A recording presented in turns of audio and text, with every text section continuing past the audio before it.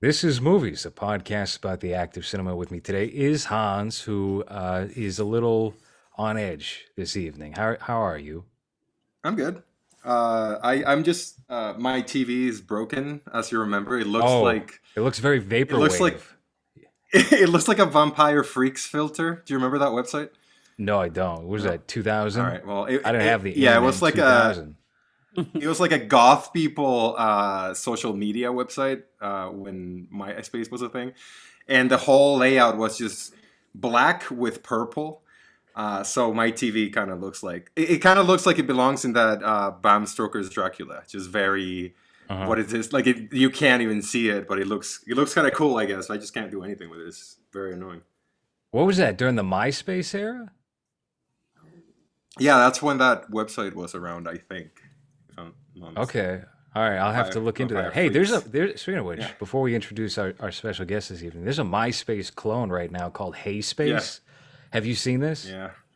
I'm kind of Yes. into it. I like it. I like that's early MySpace too, and not before they started, adding adjustments. Hey, we have Anthony Cisco back on the show, our residential now movie conspiracy theorist expert. We did Chinatown, we did the two Jakes, and now we're doing JFK this evening. Anthony, how are you?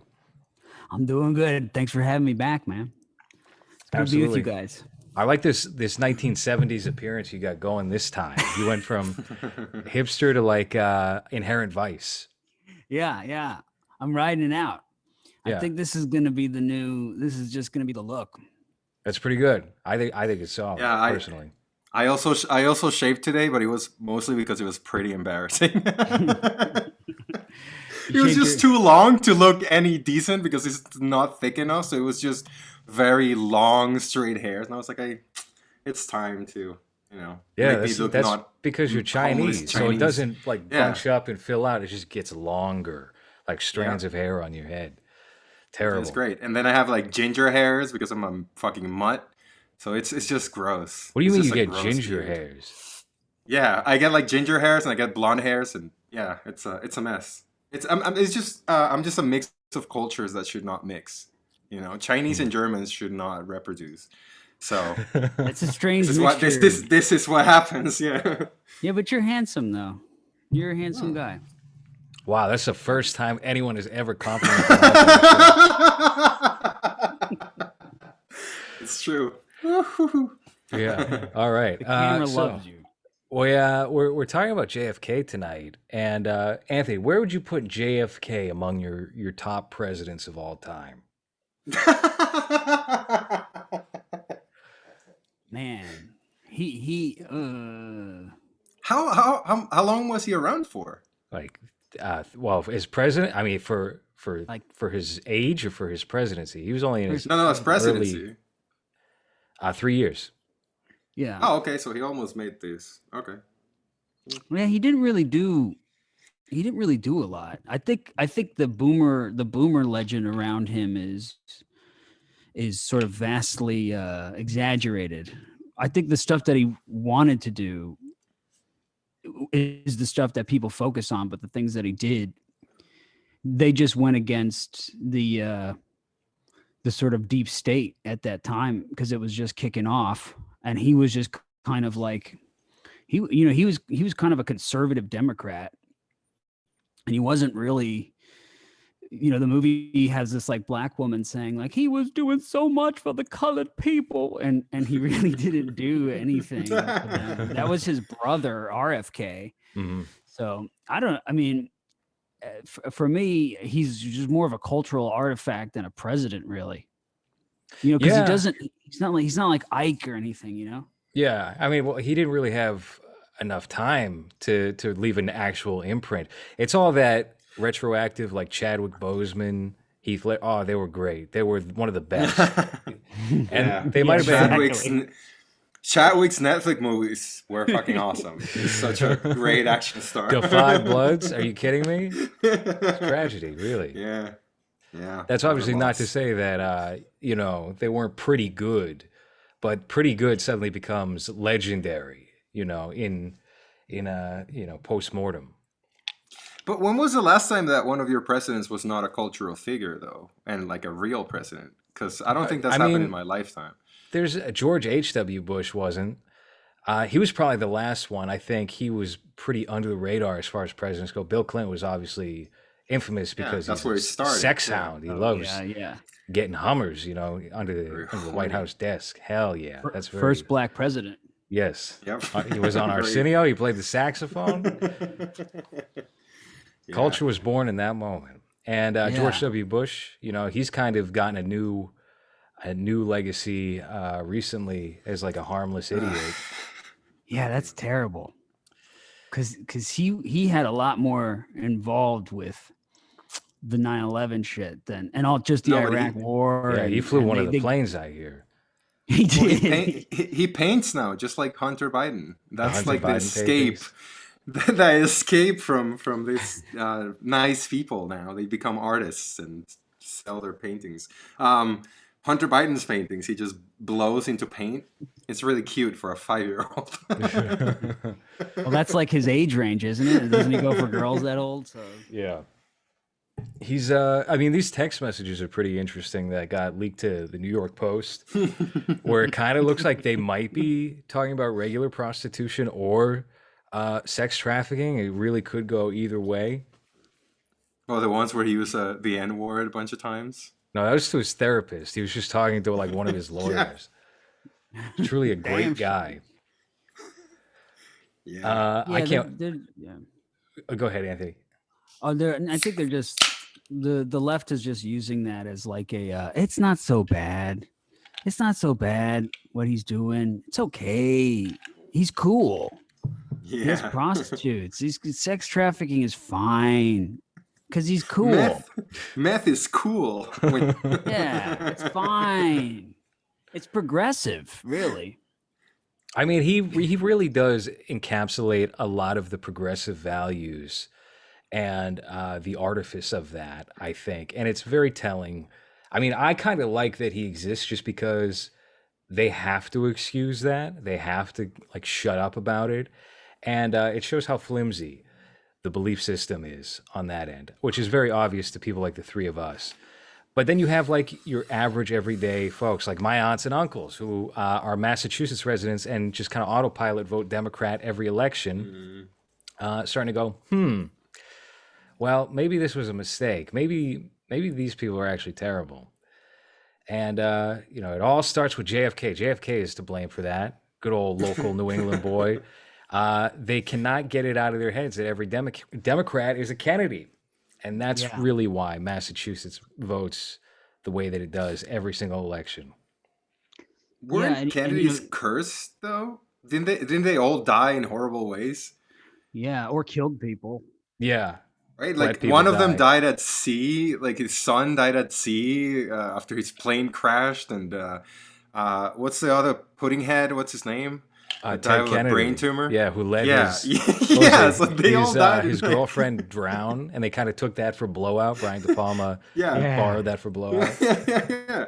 Like everyone that's connected to this family died horribly. I don't By know the if way, that was on purpose or it's just cursed. Have you guys seen Chappaquiddick? It was a recent movie that I was going to ignore it because I was like, oh, geez, what? I mean, anytime one of these like Adam McKay types decides, oh, we're gonna riff on political families' history, and we're gonna do like this kind of movie.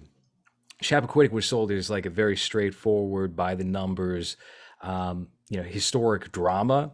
And it's a very funny movie. It's almost a hilarious movie, and it's intended to be underrated film, that Chappaquiddick. And I think it was not Joel Edgerton, but one of the guys that looks like Joel Edgerton plays Ted Kennedy in that film. Hans, you're on this duty. I know you're half drunk already based on your slurring of words, but feel free to. What is the movie called? Chappaquiddick. Good luck spelling that. Yeah. It's like I think it's with a Q. Oh, yeah. I got it. Okay. The guy was in The Great Gatsby and played I don't know, one of the bad guys of that film, like the retarded guy. Jason Clarke? Jason Clarke. Yeah. Good call on that. Yeah, he's Australian. He's a very good Ted Kennedy in that movie, and it's a pretty enjoyable film overall. And then Robert Kennedy, who JFK would spit roast girls with. He also suffered the same fate as JFK, essentially, just getting gunned down at, I think it was the DNC, or maybe a speech he was given after the fact. Yeah, he just won the Senate, and or he just won the primaries in California, and they think that the same people involved with Kennedy killed RFK as well. So the but to get back before we to get back what you're saying about, just for real quick, about Hunter and like the liberal elite kind of mindset. And it has something to do with the movie because Martin Sheen does the opening narration, and Martin Sheen was like a super big leftist before he went like born again Christian. But I still think he's pretty firmly on the left, but he was like really leftist in the 60s. He was part of the theater company that I was with, this like anarchist theater company. And what he did with his kids was he like took them out one Christmas and like slept in the street to like teach his kids, Emilio and Charlie, to like great. what it's like to not have anything for Christmas. So that type of like fucked up, like just fucking your kids up with your liberal shit. There's just like a pattern with it in terms of now Charlie has AIDS. Yeah, that's great. Well, that's what happens.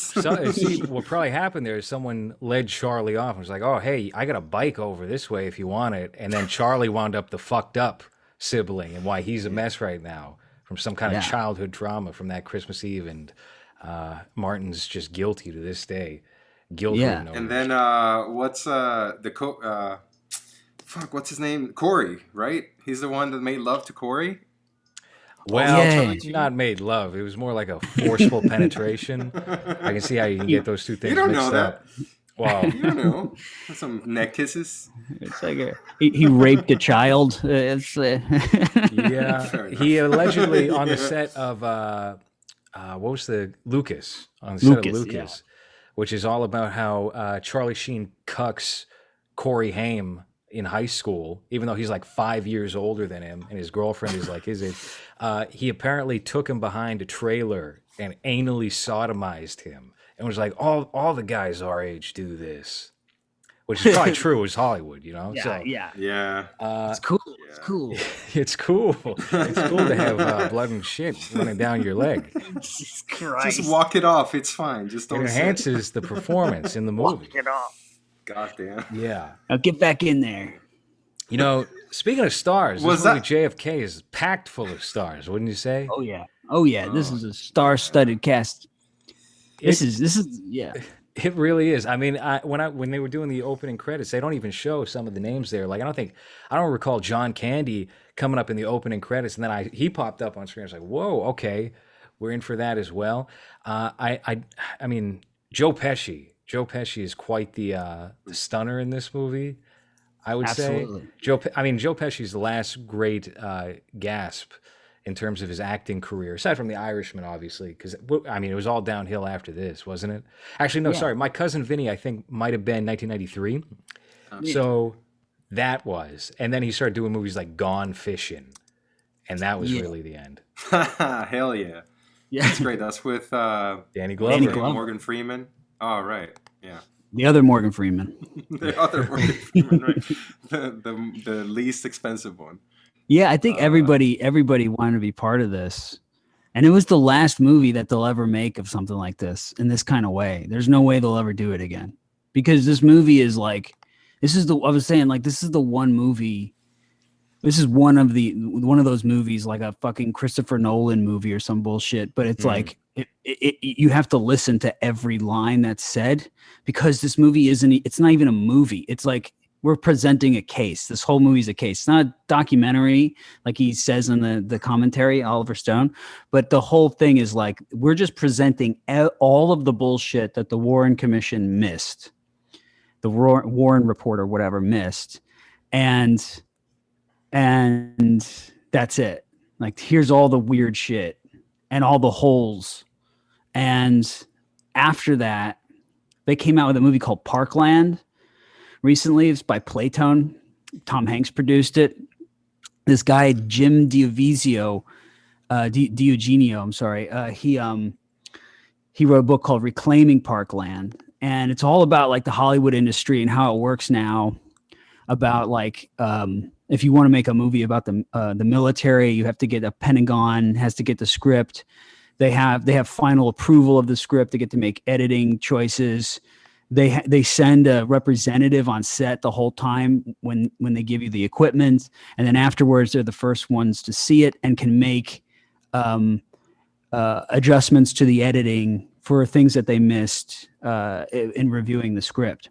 And people like Spielberg and Tom Hanks are like these just stupid Hollywood, liberal elites who they don't know really what.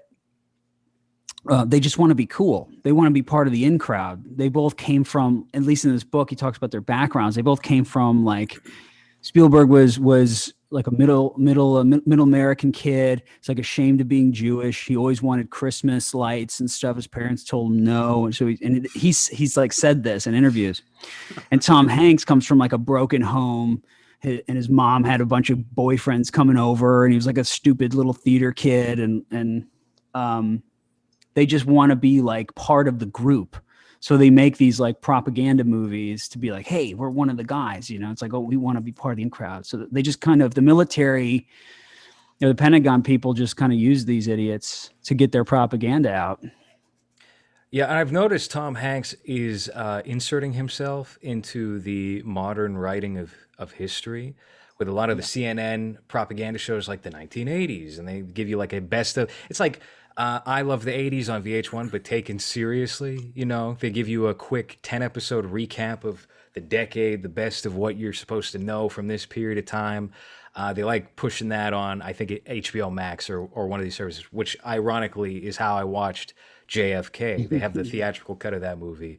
And I mean, I really appreciate what Warner Brothers was doing during this time, where they would take a massive gamble and put it on the shoulders of one filmmaker who's, very, what's the word I'm looking for?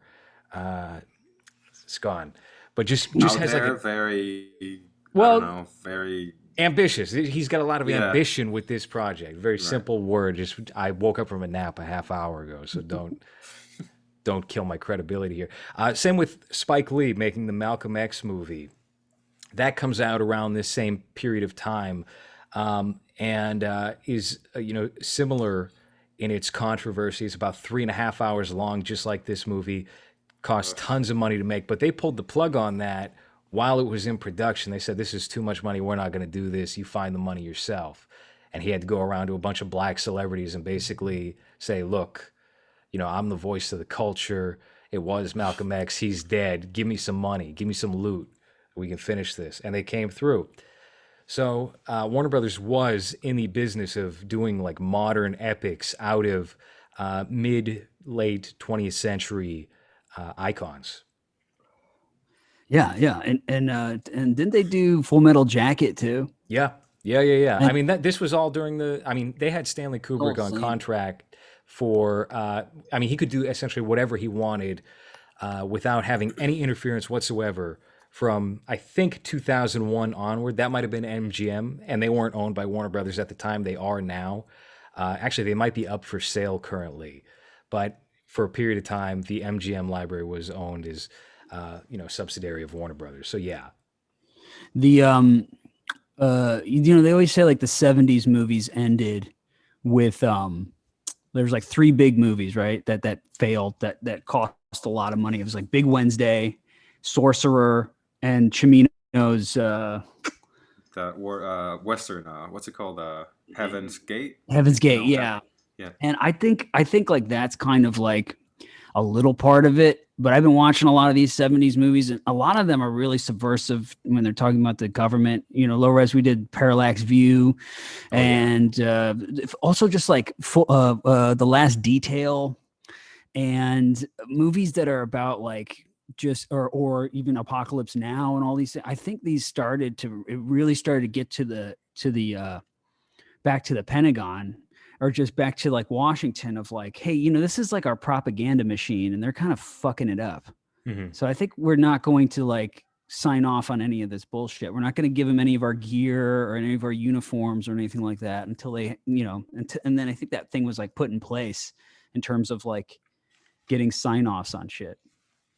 Do you think that it's that we don't have? I mean, do you think it's that's taken root that is obviously curving filmmakers that maybe would take the steps to make these, explorative films that analyze controversial aspects of our modern history? Do you think it's that, or do you think that we have less adventurous filmmakers now who'd be willing to hop into something with that kind of scope to it?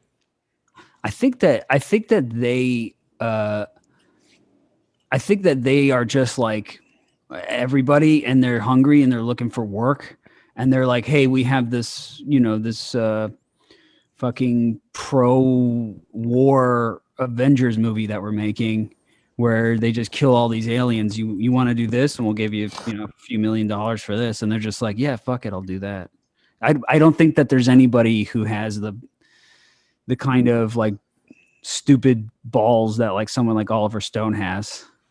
What do you think of him like, as a filmmaker? Because I think that his 80s work especially is entertaining and at times borderline masterful.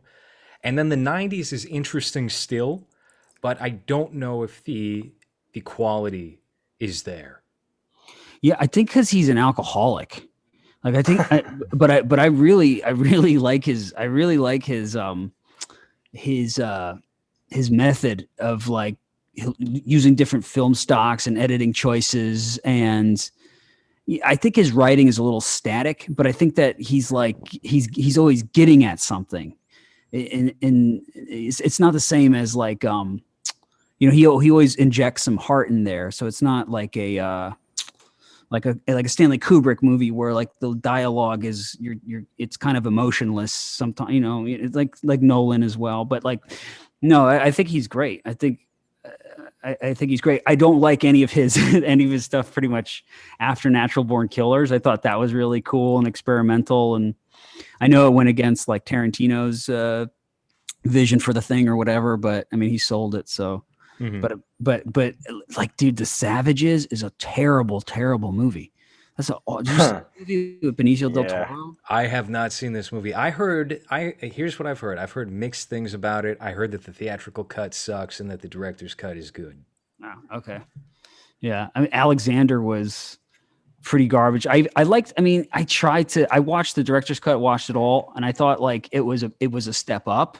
But it was still like, it was interesting. Again, it was like he was getting at something, the great man thing. And there was some cool stuff, but also remember he did Snowden. Oof. Yeah. I mean, it seems like lately, I mean, after the year about 2000, he's just bored with fiction or with fictional content, and he becomes obsessed with the political climate. And you have you have Snowden, all these movies, which, he seems to desperately wanting to make some sort of cultural impact the way that JFK might have.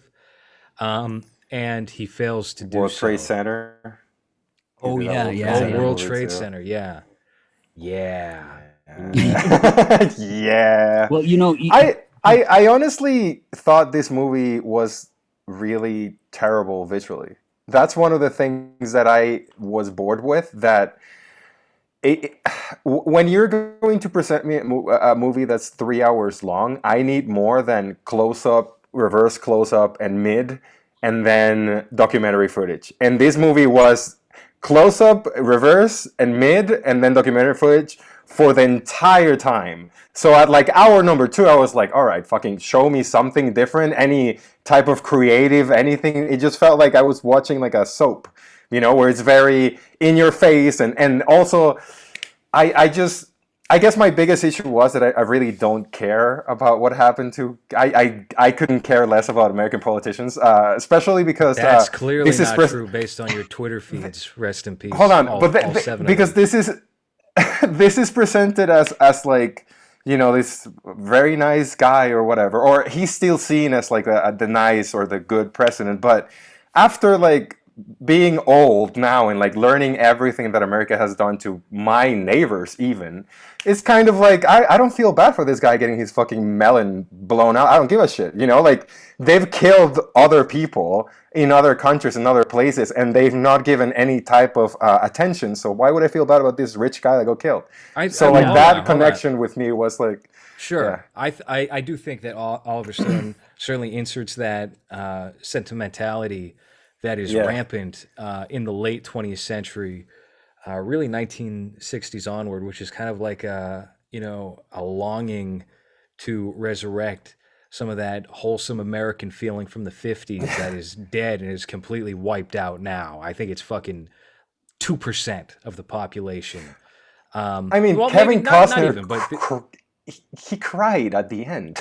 He cried. He gets like I want this nation to be back, or whatever the fuck he said, and it starts tearing up. And I'm just like, what the fuck am I watching? Do not forget your forgotten king.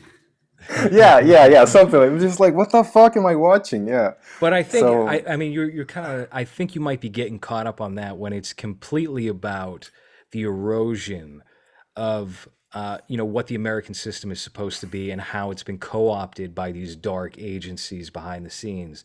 And I think this is really the start of it. And now it's transparent to maybe about it. I would say realistically, a quarter of the American people, generously close to 50% of the American people. I think that's a little high. Yeah, no, I think you're right, man. I think you're right. There's just a lot of people that don't like talking about it, because they don't want this shit in their head while they go to work or they're dealing with this fucking relationship drama. They don't also want to be like, yeah, my president is a puppet and he's just like representing, he's saying like, yeah, we're going for peace. Meanwhile, he's like making arms deals and shit like Obama did with the fucking ISIS people and like accidentally created ISIS when they were just, if you've noticed, like Trump gets in, right? And I know they go like and the right kind of like gives him credit for destroying ISIS. But if you think about it, it's like Trump gets in and ISIS just goes poof into the wind. Like it's just gone. They bombed them, sure, but like they were still bombing them. But as soon as Obama leaves, Trump gets in, gone. They're just gone. Everything is over because that fucking channel stopped. Because that's what Trump. Maybe he did that. Maybe Trump did that. Was stop that channel of like of guns going from Turkey into Syria. And what they were doing was just like handing them off to people who they didn't even know. They're like, "Oh, you're the guys." They're like, "Yeah, we're the guys." Okay, here's the weapons. And then they're like, "How did that happen?" It's very, I mean, honestly, that probably has to do with the management in third world countries, because I would expect something like that to happen here. if anything like that would happen, just because of the corruption of just like we have it, so who gives a shit? But are they back now because Biden is in? Is that a thing or not? I think they're just like, that's done. That project's over. We're looking someplace else. No, I think LowRes though. You called that shit. I mean, he says it at the end.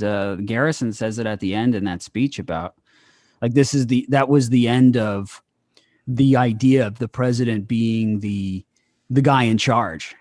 But that's the very end. When the ending actually starts, the prologue to this movie is the end of Eisenhower. And they talk about this, I think at the very beginning in that narration. He's supposed to have Ike is supposed to have a meeting with Khrushchev about East Berlin. And like, actually like they were going to try to get East Berlin out of this deal. It was going to be Ike's legacy, really. So he's going to this, like, I remember it's like a G20 or whatever that summit. He's like over in Europe, and he tells the intelligence people, he tells the military and all this shit. It's like, no surveillance under any circumstances is there to be any surveillance or spying or any of those operations going on right before I'm about to meet this guy. And so as Eisenhower's over there, the U-2 spy plane, which they've been working on for years, right? And David Ferry, Joe Pesci's character, this is where he meets Oswald in Japan working on this base on the U-2 spy plane. And the people who worked on the U-2 spy plane and flew it, practiced flying it, developed alopecia. Mm-hmm. And they say that this is how Ferry got his alopecia. So while Ike is over in Europe, they shoot down the U-2 spy plane. Somehow they knew how to track this thing. even though it was really hard to track. When they shoot this thing down, Oswald is in Moscow. And after the thing is shot down, Eisenhower and the meeting he's supposed to have at Khrushchev is called off. And they say that that's why Ike made that speech about the military-industrial complex, that little blurb that he mentions in his farewell address. They say that was the impetus for that was because the military went over his head and sent in the plane. And so the idea is that like they were already going like, no, we need to have the idea is that Oswald was sent over there on purpose to give them the ability to track the U-2 spy plane so they could shoot it down, so they keep those tensions high because it was making money for everybody. Mm-hmm. Yeah, and I really do think we're reaching a good saturation point when you don't even have a regular president now. Just to go back to what was being said before, but somebody who has to take like 30-second breaks when they're giving a speech. I think it's very transparent to a lot of people, at least one full party, that the president's not in control of the presidency, especially this time. I mean, who realistically knows what it's been like from that period of post-Ike up until even Trump? Because a lot of Trump's decisions felt like this doesn't seem to me like what his personal decision was. He probably had, associates that were working behind the scenes that were certainly shoving the needle in one direction that maybe even was counterintuitive to a lot of his messaging to begin with. So I do feel like a new chapter of the country's history is born out of that time. And what the story is on this whole stretch, I think we have some thing of how it is now. And the Nixon impeachment or failed impeachment, didn't come to that, he resigned, and Watergate, everything, that whole cluster of mid-20th century moments, we feel like, all right, the book's been written on that. But I don't think it has been. I think within a relatively short amount of time, I think within the next 20 to 50 years, maybe, you're going to see a new conclusion drawn about this whole timeline that's occurred. Maybe. And that's an optimistic look at things if some truths come to light. Do you mean that things are going to change enough so that people are going to look back at this as like, I think things are going to decay that enough. Shouldn't happen? If things decay enough and people get organized to counteract that, as opposed to just succumbing to it and allowing that decay to remain in control all the way through to its very conclusion, then I think you're looking at a tweaked version of history that's more honest to what was occurring from that period of the JFK assassination up until what we're experiencing at this very moment in time in America. There's still 15,000 documents that are classified in the JFK assassination. Trump was going to release them in June of 2020. And it was a big thing. He was really interested in it. And then he gets visited by the CIA. And then he postpones the release of these documents for like a week. And then a week comes, and then they postpone them again for 3 years. So now it's up to Biden to release these papers.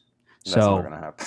Yeah. So the thing with JFK assassination is that the thing that is that fucks people up. If you listen to the Oliver Stone commentary of it, is that like he was saying, it's like Alice in Wonderland as soon as you start reading the books and start reading into this shit, because it connects to everything. Like there was this thing called Operation Northwoods. Oh, where yes. the I CIA. know about this, but go ahead. Yeah. Yeah. They're trying to create a false flag attack on Guantanamo Bay using pro-Cuban or anti-Cuban exiles. There's another idea about flying drone plane into a building. So that's like 9/11 shit. Yeah, I mean, it can go into UFOs with the U-2 spy plane stuff with the stealth bomber. I mean, it's like it all kind of wraps into this one event. And then when you followed these trails, these little evidence trails, they always link to one thing, to another person, to another person. They're all the same people linked up, and it's just like just forming this fucking circle. It's Do you crazy. guys think anything would happen if those documents are released and some real shit comes out that hasn't come out yet? Because I think the country is divided enough, and not holding politicians responsible. I mean, I don't know if you can even hold responsible anyone that's still alive from that, right? That who could be held responsible for it. So I don't understand postponing the release of the documents for so long when everyone that could be put in jail or whatever, it's probably dead by now. I mean, right? well, I think the idea would probably be something along those lines. I mean, maybe you just continually postpone the release date, which I mean, at the end of the movie, I think it was set to what, 2029 or 2039? Well, 29. that was originally the date. After Yeah. that movie, that they released this thing called the Assassination Records Review Board. So they released everything that they were going to release in 2029, except for 15,000 documents, which are left over, and a lot of them are heavily redacted still. But what I think is what they're doing is just like when they were putting out those recruit videos about how, hey, we want gays and trans, and we'll pay for your transformations, and we'll and so that when these documents do come out, it's going to be like, oh, it's those old evil white men who are all dead, but now the CIA, we're all trans, we're all colored We're all people. POCs. We're all Yeah. POCs. Can you imagine how We're the terrifying? good guys. Did you guys see the drag queen Nickelodeon video where she's dancing and singing? Can you imagine if the CIA all looked like that? How fucking horrifying! Jesus Christ. That would be more like scarier than seeing two guys in suits following you. Yeah. You just see two fucking trannies clowns, wearing two two giant 7 6 feet, foot- 7 feet tall, fucking muscular men wearing gigantic orange wigs. No, no. I prefer a couple of scary men in suits. Yeah. Give me the scary white men with the fedora hats. yeah. Do you guys get the impression that that's America? Like, so I feel like during the Bush era and certainly through like the Obama era and Trump era, America, the avatar of it to the rest of the world was like an obese, dumb idiot. And now I feel like it's a trans. I feel like it's a tran is the avatar because Yeah. we're It's so, still an obese idiot, but it's a trans obese just a idiot.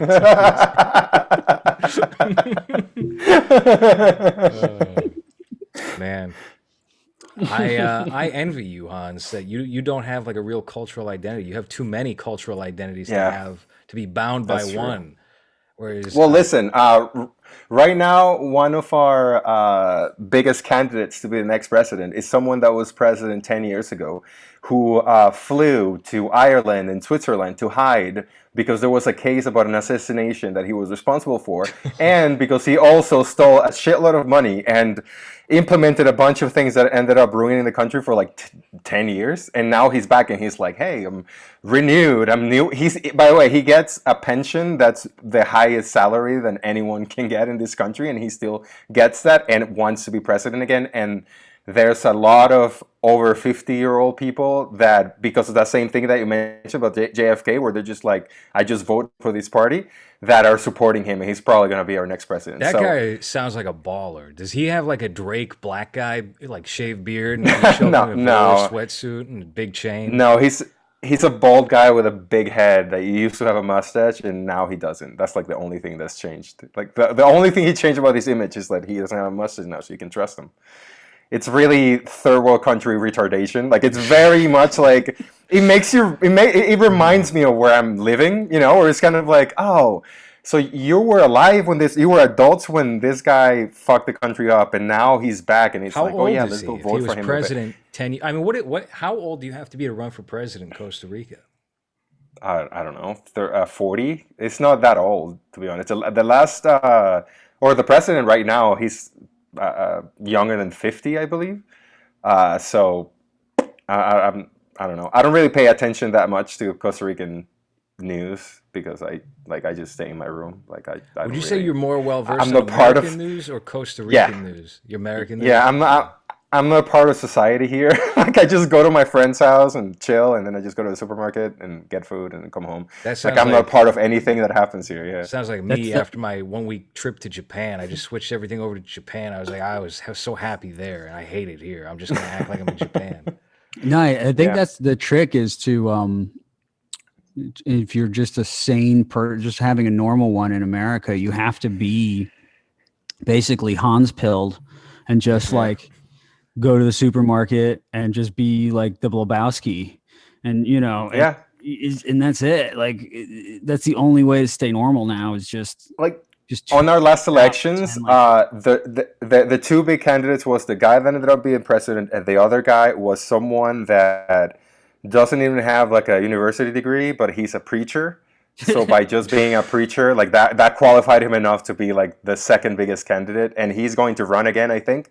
So it's that type of thing where if I pay attention to it, I'm just gonna be miserable all the time. So I'm just like, fuck it, whatever. I'll just, I work and I survive, and that's it. Like I don't really worry about any of that shit. Yeah, I like that. I want to get to that point too, where people tell me shit that's going on in America. I'm just like, what? I have no idea, man. I have Yeah. no idea what you're talking about.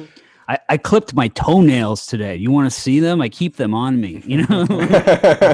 Like when the coronavirus thing got awful here, like we had shutdowns at 6 p.m. You couldn't leave your house, and I was just like, oh cool, I don't even know. Yeah. I don't know. I don't leave my house anyway, so it's Yeah. whatever. I don't care. Yeah. That was essentially like the end of when we were filming Mass State Lottery. It's just, oh, there's a pandemic happening. People are taking that seriously. I'm just gonna walk Yeah. through Penn Station without a mask and not care about anything. I'm Yeah, gonna cough four and guys sneeze living throughout in the a train in ride one and just tiny room. We're just gonna sneezing and farting on each other and sharing food and and running drinks. out in the rain, short sleeve shirts and just not care at Yep. all about sickness or health. While Yeah, it's snowing, by the way, while there's snow outside. Yeah. Yeah. all I've seen from I just went and walked the dog like a couple before we did this, and what all I've seen are like people wearing terrible clothes, same people, it's like, but now they're out at restaurants again. So all this thing was just like some inconvenience for the sort of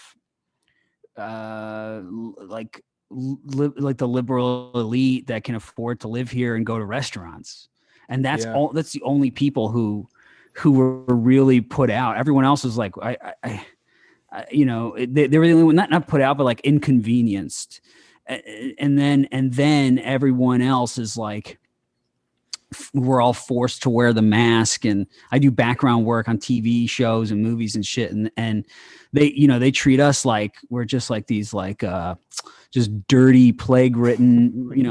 I was just doing like some Blair Underwood movie, and there's all these protocols, and they don't want to like even write you a check. They don't want to like have you sign your sign out sheet because you're Yeah, gross. that's a good excuse. Is coronavirus is why we can't pay you this week. We can't touch pens this week. So I don't know. Maybe the end of the month. Just check back in. All right, we'll get back to you. What do you want us to give you coins? You know how dirty coins are?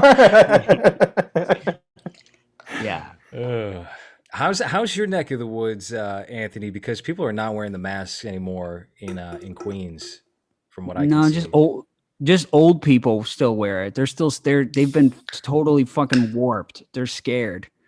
And then pretty much everybody else, no one's really wearing a mask up here because it's all kind of rich people. Hmm. Yeah, 'Cause it's they're, all doormen and just people that Yep. are working behind the counter at places, and then Yep. occasionally, you'll get like a very snooty looking older lady or a guy with a t-shirt where his hips are very accentuated in the t-shirt. I play Yes. video games most of the day and eat sweet snacks, and then I go out sometimes. That kind of body look. So aside from that, it's really there's a prominence of facial freedom, seems like. Yeah.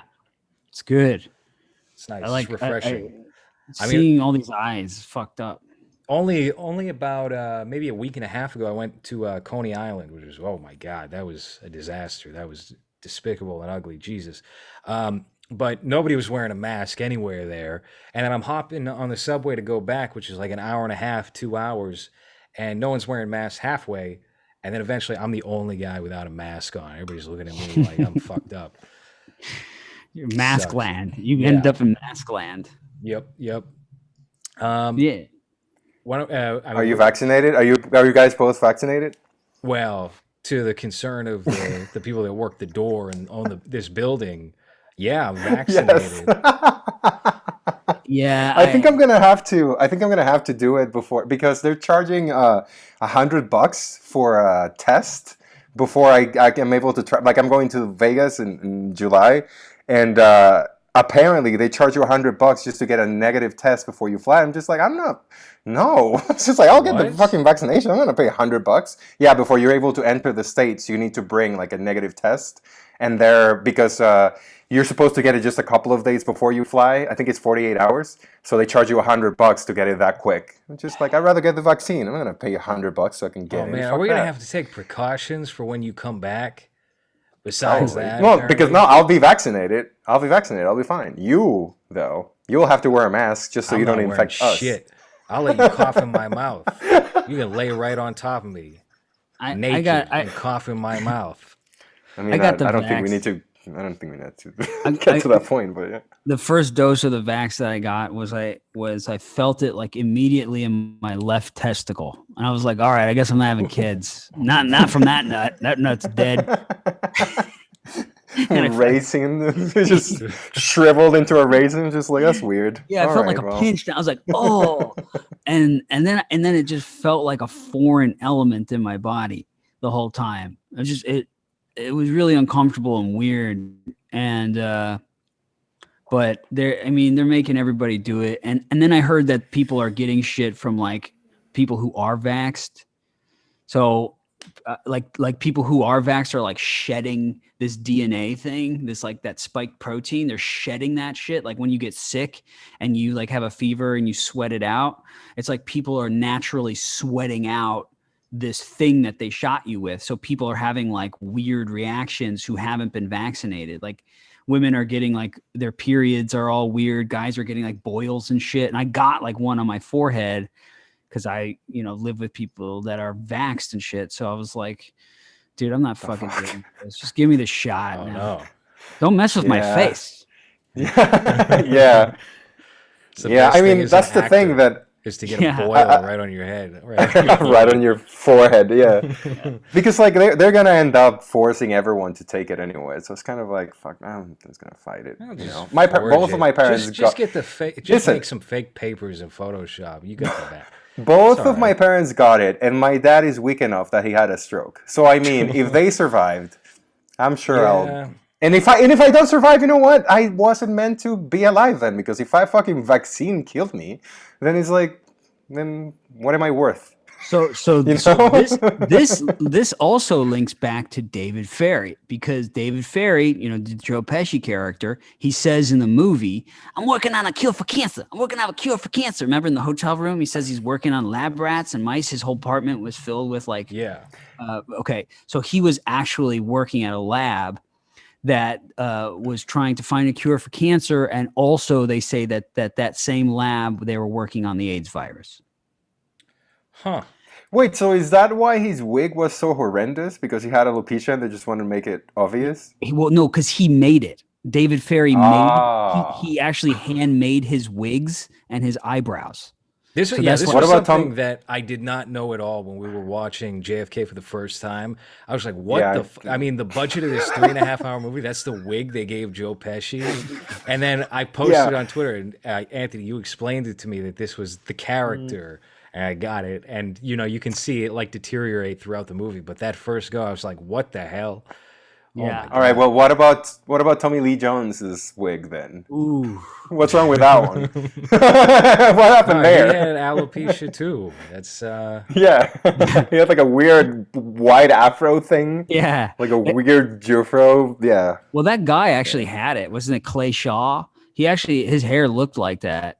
What I think was interesting though is that he gives one of the best performances. Like you could tell he loved playing this like closet homo. Like he was just so like, oh, of course. What are you having me do here? Like, well, it's the only time I think that I've seen Tommy Lee Jones play somebody who isn't like a rugged man, like essentially himself. Yeah. Tommy Lee Jones, look, he's a good actor, but aside from this performance, and then you could say obviously like Batman Forever, where he's doing something also very flamboyant, indulging that flamboyant side that he's tucked away for so long.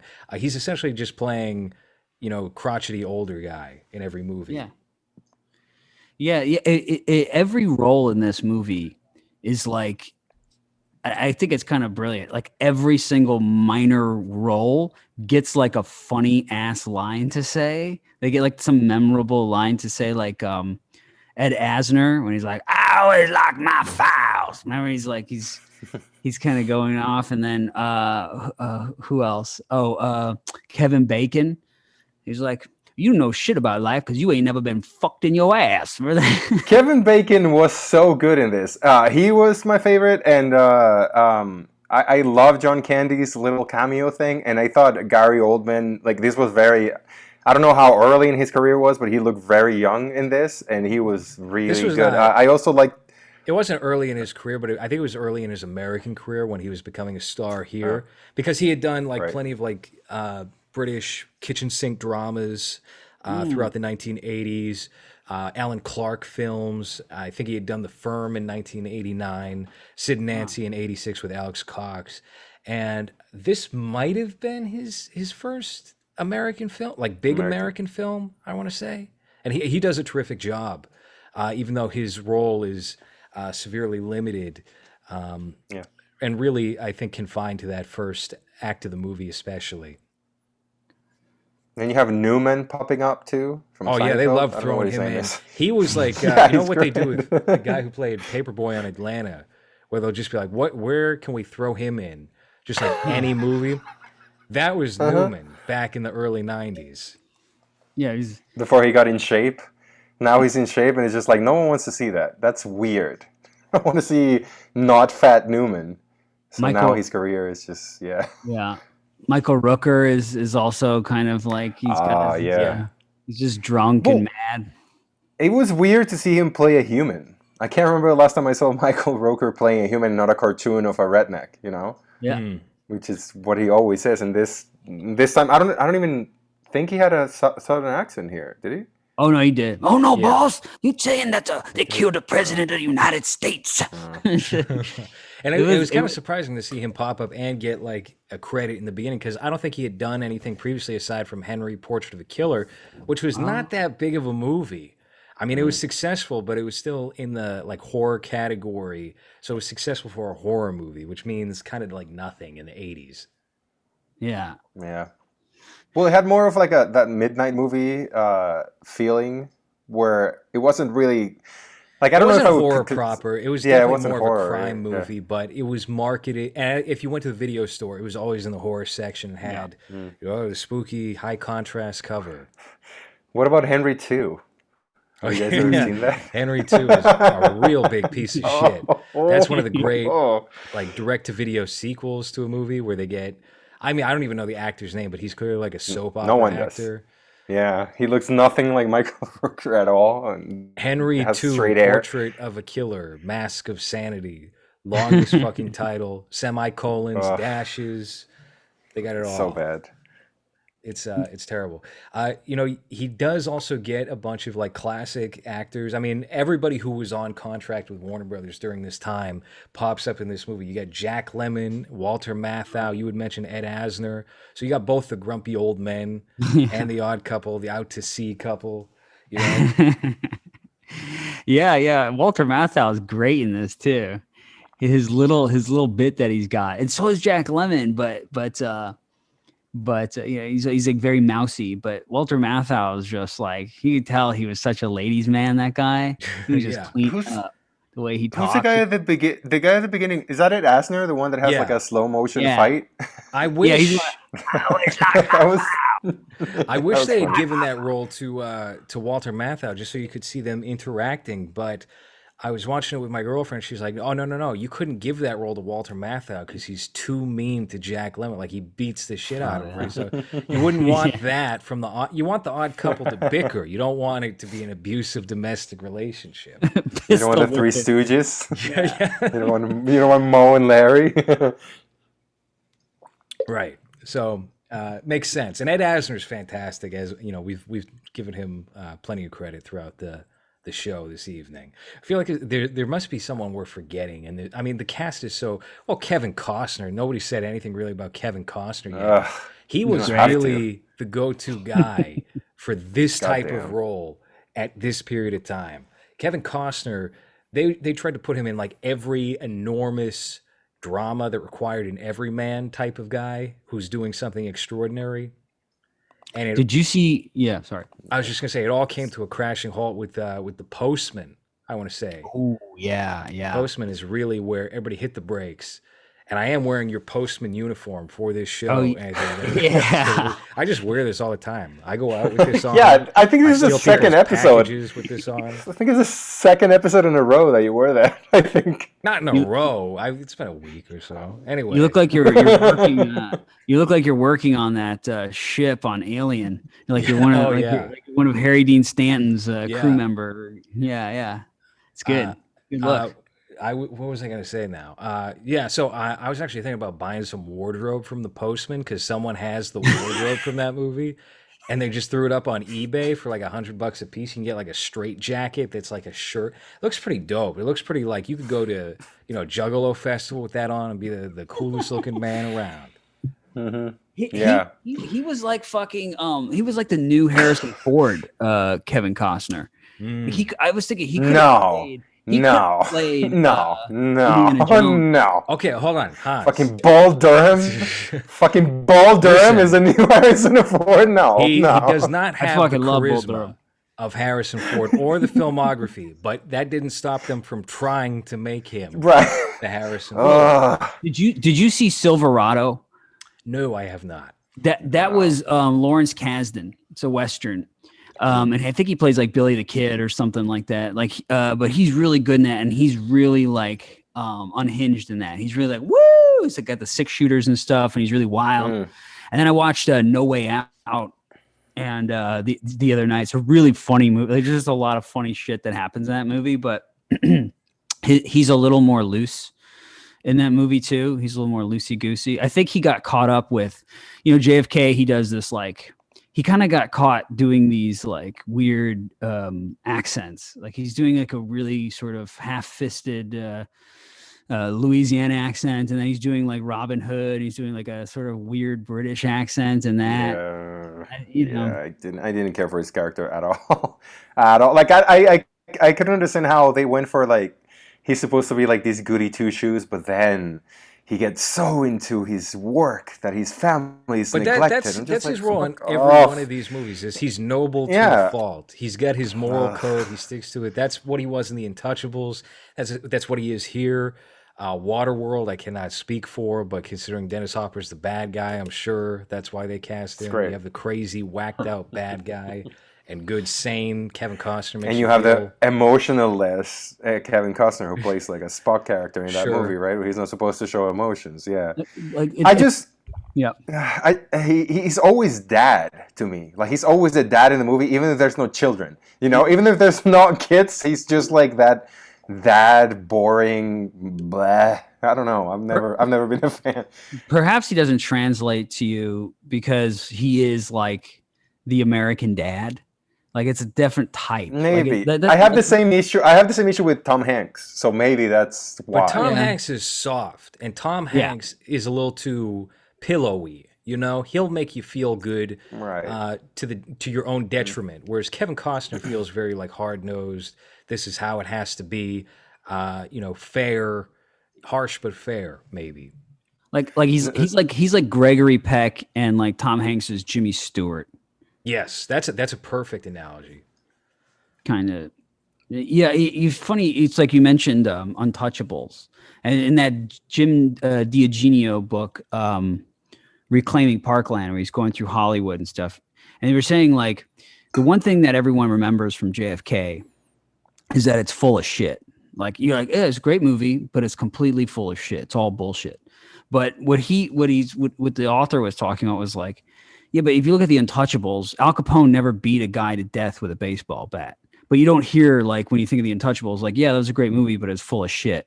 The same thing happened with Saving Private Ryan. It was supposedly based on a true story, and none of the shit ever happened. Like, literally nothing of that ever happened. There's nothing in the Army that says, like, they have to go and search for the last boy and like bring him back home or anything. And Yeah, you that never hear doesn't. about Saving Private Ryan like, oh, great movie, totally full of shit.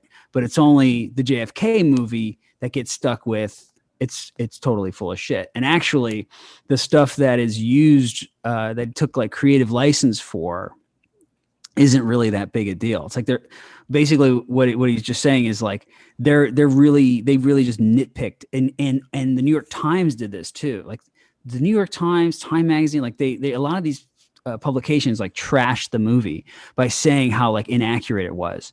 Oliver Stone's got a documentary coming out. It's going to be at Cannes or something, and this summer, and I read an article like an IndieWire or Collider or something, and it was like the first thing it says was, although JFK was full of shit, it was a very good movie.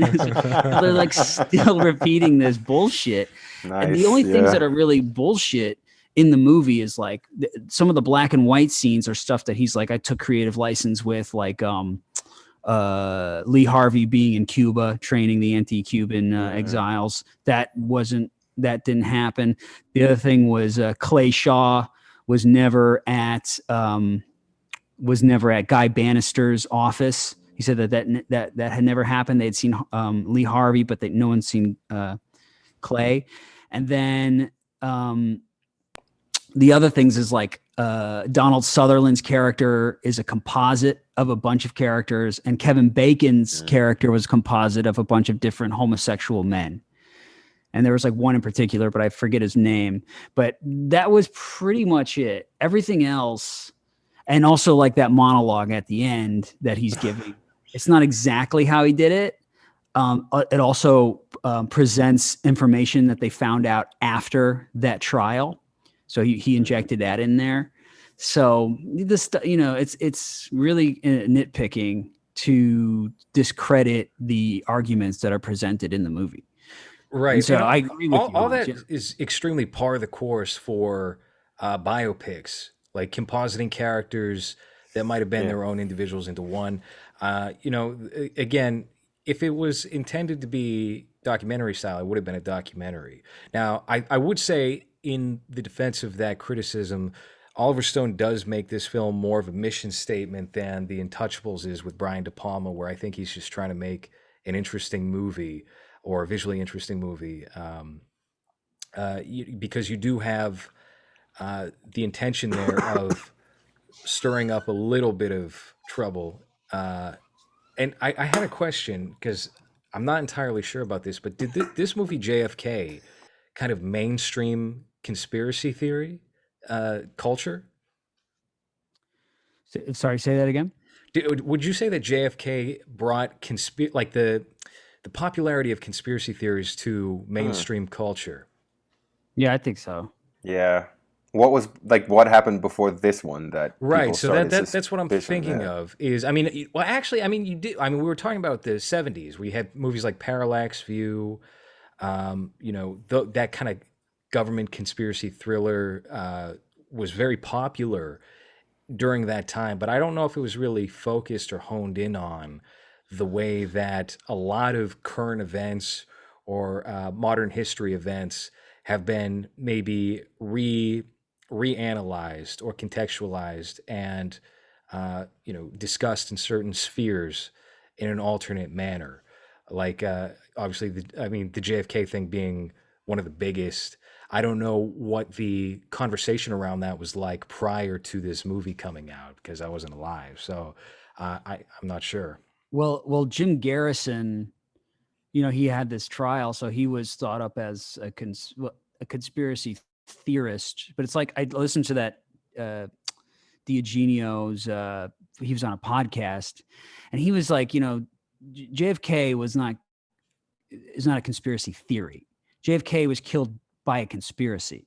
The only theory is who did it, but he was, but in terms of what you have to think about JFK, MLK, RFK, and so everybody, that's why you get movies like The Parallax View, because that was actually part of the culture then, was like some shady shit is going on and we can't place it. And a lot of times, like in Parallax View, it's like they say it's some corporation or something. It's like it's not really the government, you know. But I think it was pretty popular. But I think JFK, this movie, mainstreamed it, and I think it's why they won't like make another movie like this again. Well, I was going to ask, do you see a second wave of that coming because of the Epstein thing, where I think we're in a new period that's not dissimilar? Obviously, it's away from, well, no, it's not away from politics, but it's not directly tied into politics necessarily, even if Epstein's connections were, tons of famous figures, presidents, senators, etc. Do you think there's a potential for that? Because I know, and obviously this is not JFK too, but one of the Red Scare girls, Dasha, just won an award at the Berlin International Film Festival for her movie, which is an Epstein haunted house film, essentially. Yeah. What? Yes, this Uh, got I this one best first feature of some like outside of competition, but still part of the competition thing at Berlin. Yeah, yeah. I'm skeptical because, Yeah. yeah. but It's, hey, if it's a good movie, great job. But at the same time, it's like it doesn't really go into what was going on with that. Instead, it's like using it as to play within a genre, psychological horror, whatever it is. But I think that movies like Chinatown, movies like JFK, I've even Full Metal Jacket, like those won't ever get made again. And you think about when Zero Dark 31, and I believe they did a live feed at the White House, and Michelle Obama is the one who read out the best winner, and it was Zero Dark 30. So it's like you have the White House yeah. calling out the best movie. Like that's fucked up. Like that's how you know this shit is just what Diogenio presents is that this mechanism in Hollywood, they don't even send the Pentagon guys there anymore because the producers of the movie know all of the rules going in. So now they won't even. They're like, fuck. There's this one guy at the Pentagon who started this, and he did it so well, and he even like bragged about it. It's like I did it so well, like I don't even have to do it anymore. Like it just runs itself. So I don't. Yeah, I think mass state lottery will be a really interesting. I mean, I don't know because Expose. Let's wait. Let's wait. yeah, maybe well, just that kind of it's that kind of thing that Inherent Vice was trying to do that I don't think it got the message across so well with, is that it's like it's pretty incoherent. But when they're talking about, you ever hear of the Golden Triangle? Like there's this thing called the Golden Zelda? Triangle. Yeah. Yeah. Triforce? The Golden Triangle. Yeah, I think it's called the Golden Triangle. It's like in the movie Inherent Vice, they talk about the Golden Fang. And remember, the Golden Fang is like, it's a drug running operation. It's a union of dentists. It's a undercover CIA operation. So, so in terms of like going straight at it, conspiracy, I think it's hard. I think it's better, not better. It's just easier if it's like masked in a bunch of bullshit, like that. You know what I mean? I just think that for anything to come out regarding Epstein that's of note, the people involved would have to die before that comes out, because I don't think that Bill Clinton's going to pay for anything he did. I'm sure they're going to wait until he dies so that they release anything, because the people that are connected to that are too powerful for that to come out. Well, hold on. No, but there's something about the Epstein thing that has been co-opted, I think, because of leftists being so into it because of the Trump connection. That's the thing that makes it accessible to the average person, where they're kind of like, yeah, this is a thing. Yeah, it might have started at fringe culture, but we're gonna go greenlight the Netflix documentary about it. And yeah, I mean, I'm not worried about my ties with Obama, who's been producing our documentaries the past 5 years, in Yeah. spite of this. There's something about it where I think it's detached enough, or people will hone in on the Trump element of that it Do you think distracts people from still everything care else. enough? Still care about that now with No.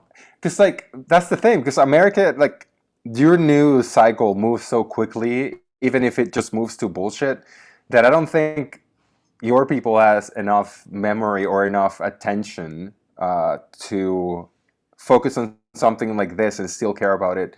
How long has it been since it's been dead? A year? 2 years already? And Two nothing's years, I come think. out. Yeah, so people are probably already forgot. Like no one thinks of Ghislaine anymore, right? She's still in Yeah, you jail, can't even say right? her name. I mean, you're gonna think Right. about this shit? Yeah. So Yeah, exactly. it doesn't So have the same I don't know. spice. It doesn't have the same energy. She's probably chilling on an island somewhere in the sun with a, nice martini in her hand. Well, that documentary you mentioned, and what you were saying too about having it be co-opted, that documentary focused on the victims, and so it's being co-opted by those like same progressive mindset of like just focus on the victims, not how this thing started, not who is in charge of this thing, not who let Epstein run this thing, and all of his ties to I heard that he was like a gun runner. He was like, he was making arms deals and all that like really weird shit.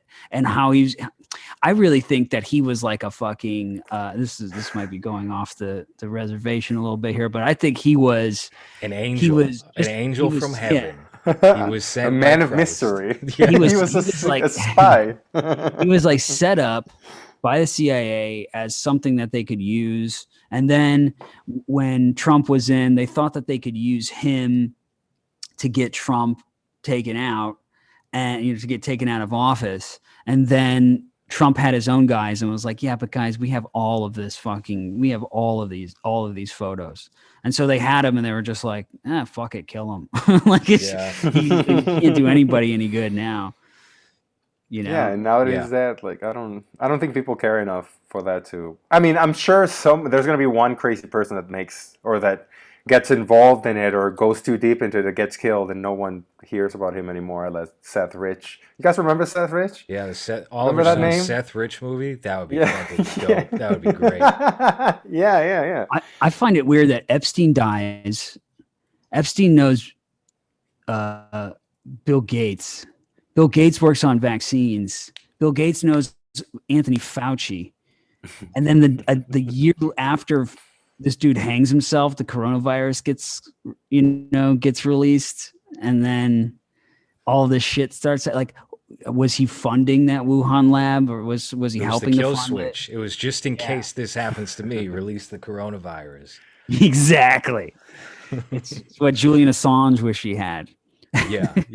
I That poor bastard. The Epstein thing is complicated. I think as a subject, there could be life in it for things like what we're talking about, Dasha Nekrosova's film. I think you can see it being used in that context, but as like a big thing that's going to be analyzed for a series or whatever turns out being like a documentary, I don't think that that's really going to make a difference. You'll probably get the true story on a lot of that in about 10, 15 years when people start dying off or they're, senile to the point where they don't even recognize their loved ones.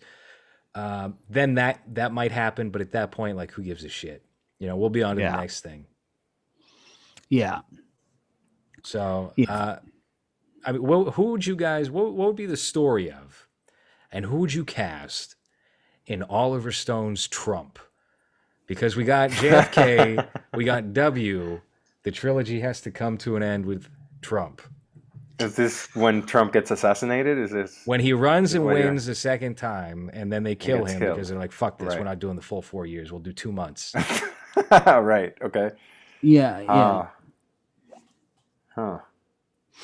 Trump. Well, Who could play I think the guy that played him in that shitty series that what's his name put out. Brendan Gleeson for the Showtime yeah. show, Jeff Daniels. I think he was good. That series was garbage, but I thought he was like he had a good performance as Trump.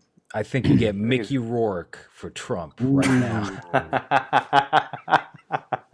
Right now, Right he has now. to look like that movie And you with can his get- nasty tattoos and You everything. can get Eric Roberts to play Pence, and it'll be a great reuniting of the. Oh, the that'd two be dynamics. Who plays Biden?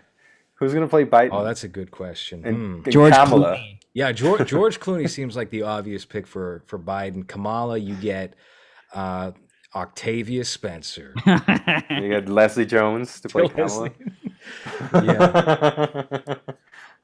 Yeah. Whoopi Goldberg is Kamala Harris. It'll be good. Yeah. What do you think about the Cosby movie? Who's gonna play Cosby? Who's going to play Cosby? Denzel Yeah. Washington. Denzel. Just 80-year-old Denzel Washington. I could actually buy that. Milky I eye. could believe him doing a Cosby voice and then playing it up seriously too. That'd be great. That would be terrific. I would love to see Denzel doing those pudding pop commercials in character. Yeah, just yeah. Chocolatey. Yeah. What I mean, are there any good movies that you could? I mean, I don't think you can pair a movie with JFK because of. I mean, it's an epic. I think it's an epic film, and epic films wind up standing on their own. But what would you recommend for the person who's really into JFK? Maybe the directing style, or maybe just the content of it and what it deals with. What kind of film do you think would go well as a follow-up to something like this? Maybe in a similar vein or dealing with similar topics. That's a good question. I would say watch that Parkland movie. If only because it's so completely different, but about the same subject. Is coming that the from a one? very- Is that the one where they just tell you the same story, but like a point of view of like 5 or 6 different people that were there at the time? I think I It's saw like- that and I was just like, this stinks. It was Yeah. just like the same story, but just now it's the nurse and now it's the news guy. Yeah, fuck that. Yeah, Zac yeah, Efron that was- is in it and shit. Yeah, Yeah, and it's yeah, like, yeah, yeah. and their like conclusion is like, oh, it was the mafia. The mafia Right. did it. Yeah, The mafia Yeah. killed Kennedy because It the was mafia Al knows how to. Capone, and he came back from death from syphilis. it was Tony Soprano. Yeah, Well, that's the thing about. Okay, so 3 weeks before Kennedy's supposed to get killed, right? I mean, before Kennedy gets killed, he has an attempt. There's an assassination attempts on him in Chicago, and they arrest 3 ex-Cuban anti-Castro exiles, and they think that. So you could see a situation where the mafia or something is sort of slightly involved in the peripheral, but the what was the other thing? Yeah, so fuck, I forgot what my train of thought was, but but yeah, I think that movie. I think if it, because we do Sloth Cat, our Drunk on Movies series is about booze and movies. I would pair this with like a martini, because Kevin Costner is just drinking martinis throughout the whole thing. I'd say a vodka martini with 3 olives. Mm-hmm. But what would you? Classic 60s gentleman drink. Yeah. He's I smoking would a pair pipe. with Watchmen. You know what? Hey, Watchmen actually did steal quite a bit. Yeah, That's good, Hans, dude. That's a good one. yeah, Just just to bring another it back 3-hour to- movie that's way too long. Another 3-hour epic that could be edited for 40 minutes. And That's your whole day. come to think of it, Patrick Wilson has kind of taken Kevin Costner's role. Oh, yeah. That's a good Yeah. call. Where he plays a guy that's supposed to be much older than he is, and we're supposed to pretend that he's like 70, like in those Conjuring movies. Sure, yeah. He's a little more sensitive than Kevin Costner. Kevin Costner is, I think, a tougher man than Patrick Wilson. And he never had to endure a sex scene with Lena Dunham on Girls like Patrick Wilson did either. So, Yeah. Also, his anyhow. hairline. Yeah, His well, hairline is not as. I think he makes it work for himself, though. I mean, he's kind of one of the few leading man actors that does not have a great hairline and doesn't care to touch it up, and has just kind of embraced it as part of his look, which is good. I think actors need to do that. Yeah, Is embrace their imperfections because it gives them character. that's Yes. right. Yes, I agree. Exactly. Yeah, right.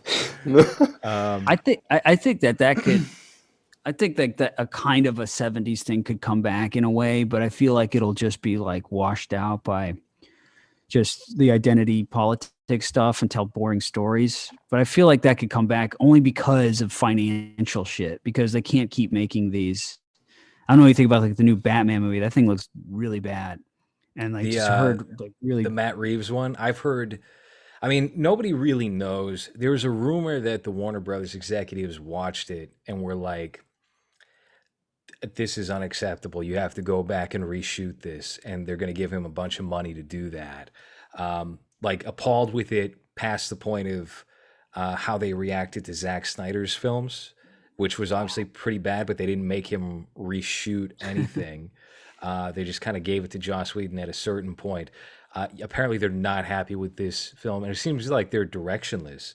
I mean, it's a big question mark. I think if these studios even have life beyond the next 5 to 10 years, I see them all consolidating.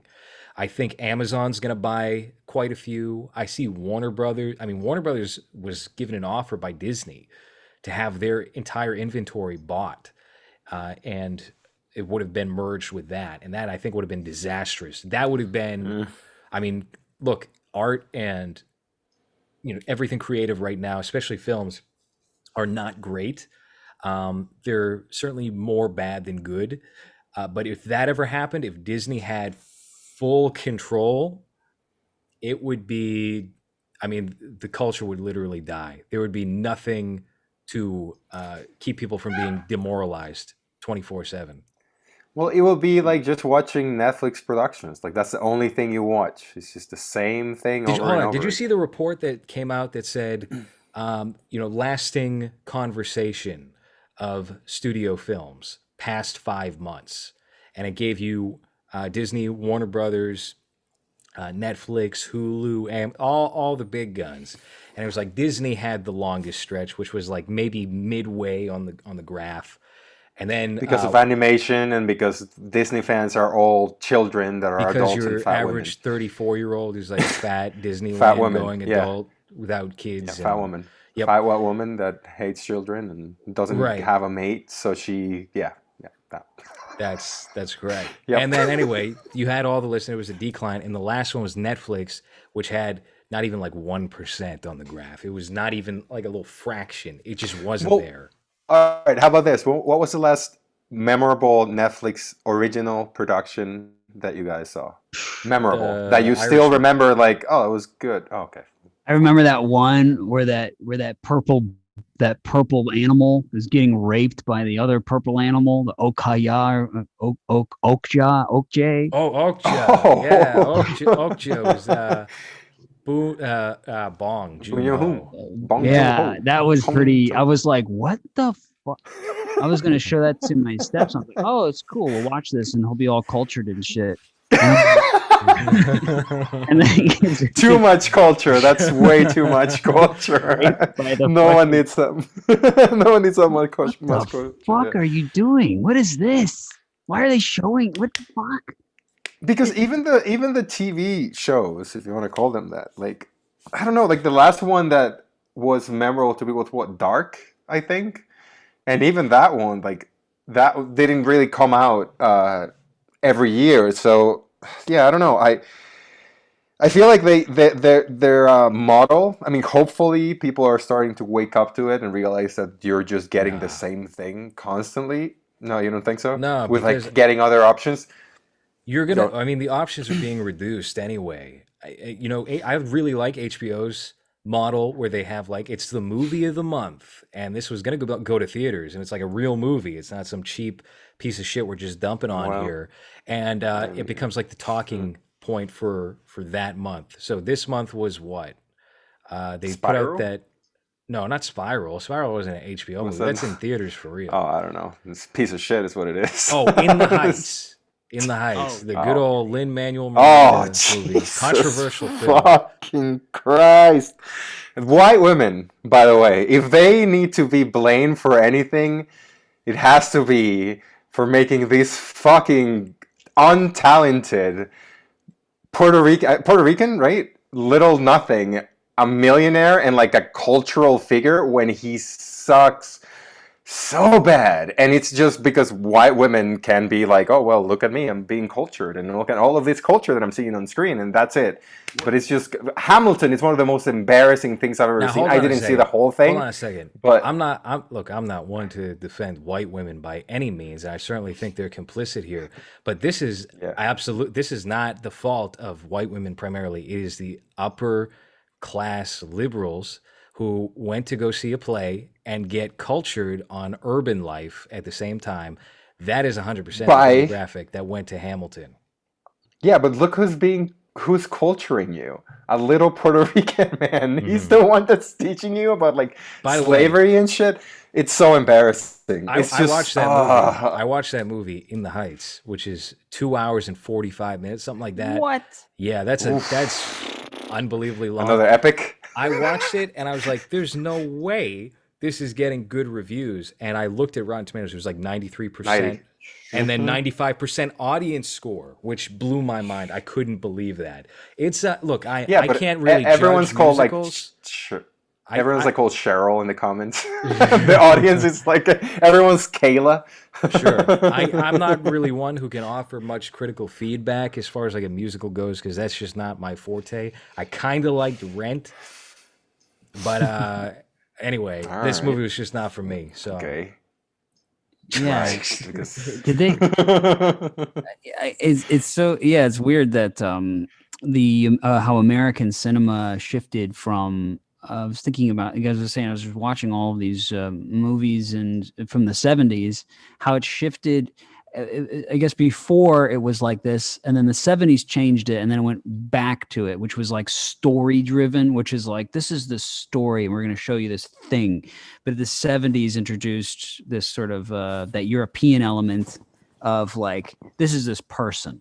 And Anti-hero, our story yeah. is Like is about flawed this character. person. Yeah. And it's like you don't get any of that, and that's why, like, you would probably like In the Heights. You'd probably like the fucking purple animal getting raped if it was about like flawed. If it was, I don't know, maybe not the purple animal getting raped, but if In the Heights was about a person, just like one person going through a struggle, like and just being like. What I don't know. I mean, I don't know what the story's about. What's it about? Is it like a misunderstood brown person that no one understands? it's them all and they like just push through? a white selling person tacos or something? version of what minorities in New York are like. Not that they talk to themselves and walk around in a circle and like throw their fucking fists at nobody who's there and just have deep mental illness that can't be fixed. No, it's certainly not that. It's the No. guy from what was he in? He was in She's Gotta Have It, the Spike Lee show. The colorism complaint is valid to a degree in that, yeah, they are like the prettiest, brownest, ethnic, people that they could have cast and not like actual urbanites. In the Bronx? Is it in the based Bronx? in the? Have you've been in the Anthony? Have you ever been to the Bronx? There's no pretty people in the Bronx. No, yeah, That's not what when you walk around. You're not seeing beautiful brown people. You're seeing homeless people that want to stab you and ask you for money. And I Yeah. walked at the end of my block and I was filming and I was doing a nice tracking shot. And, I had my camera person behind me and then I turned the corner. This was like 9:00 at night. I just turned the corner and there was like a 7-foot black man in a hospital gown and bare feet just walking in my direction. And like, that's the real New York experience. yeah, where's that guy? Where's that guy in the Heights with his deep voice? I think he might have Singing. been available, to shoot. I think they should have probably contacted his agent. But No, yeah.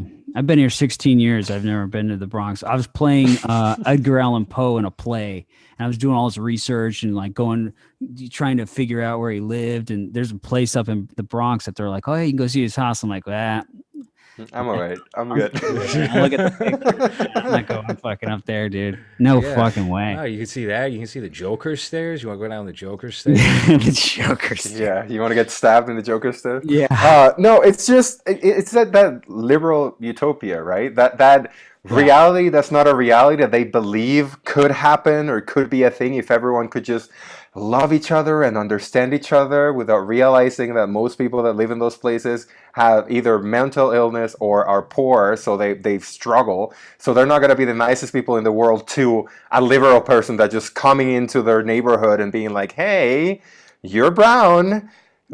Be friendly to me," you know. So yeah, it's upsetting that that's the voice that gets amplified when it comes to people of color. Like that's supposed to be the one that speak for all of, I guess, us. I don't really like to include myself as one of those, but I guess because it's just so transparent that if you're not white, even if you're white, but if you're not white and you watch that, you're just like, this is not a representation of anything that I've ever lived through.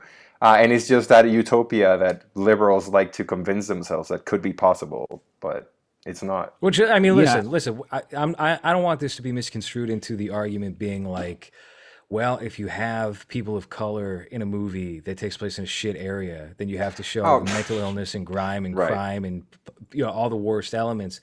But I think a degree of realism at all, like whatsoever, would at least lend the opportunity to make it feel more relatable. If you gave them struggles that people that live in those areas could latch onto and kind of insert themselves into, and also not make these characters so black and white, which, to get back to what Anthony was saying, the characters found in 1970s movies are maybe the most realistic characters to life in the history of film. And I think as you get further away from that, like the 1980s, you have that certainly somewhat, but by the 90s, and then, I mean, by the aughts, I think it's done. I think that is essentially wiped out, and everyone has become crystallized into a cartoon version of what an anti-hero means, or what a bad guy is, or the acceptable amount of sympathy you can have for a bad guy, or badness that a protagonist can have, because he's still got to be likable. You got to save the cat, right? So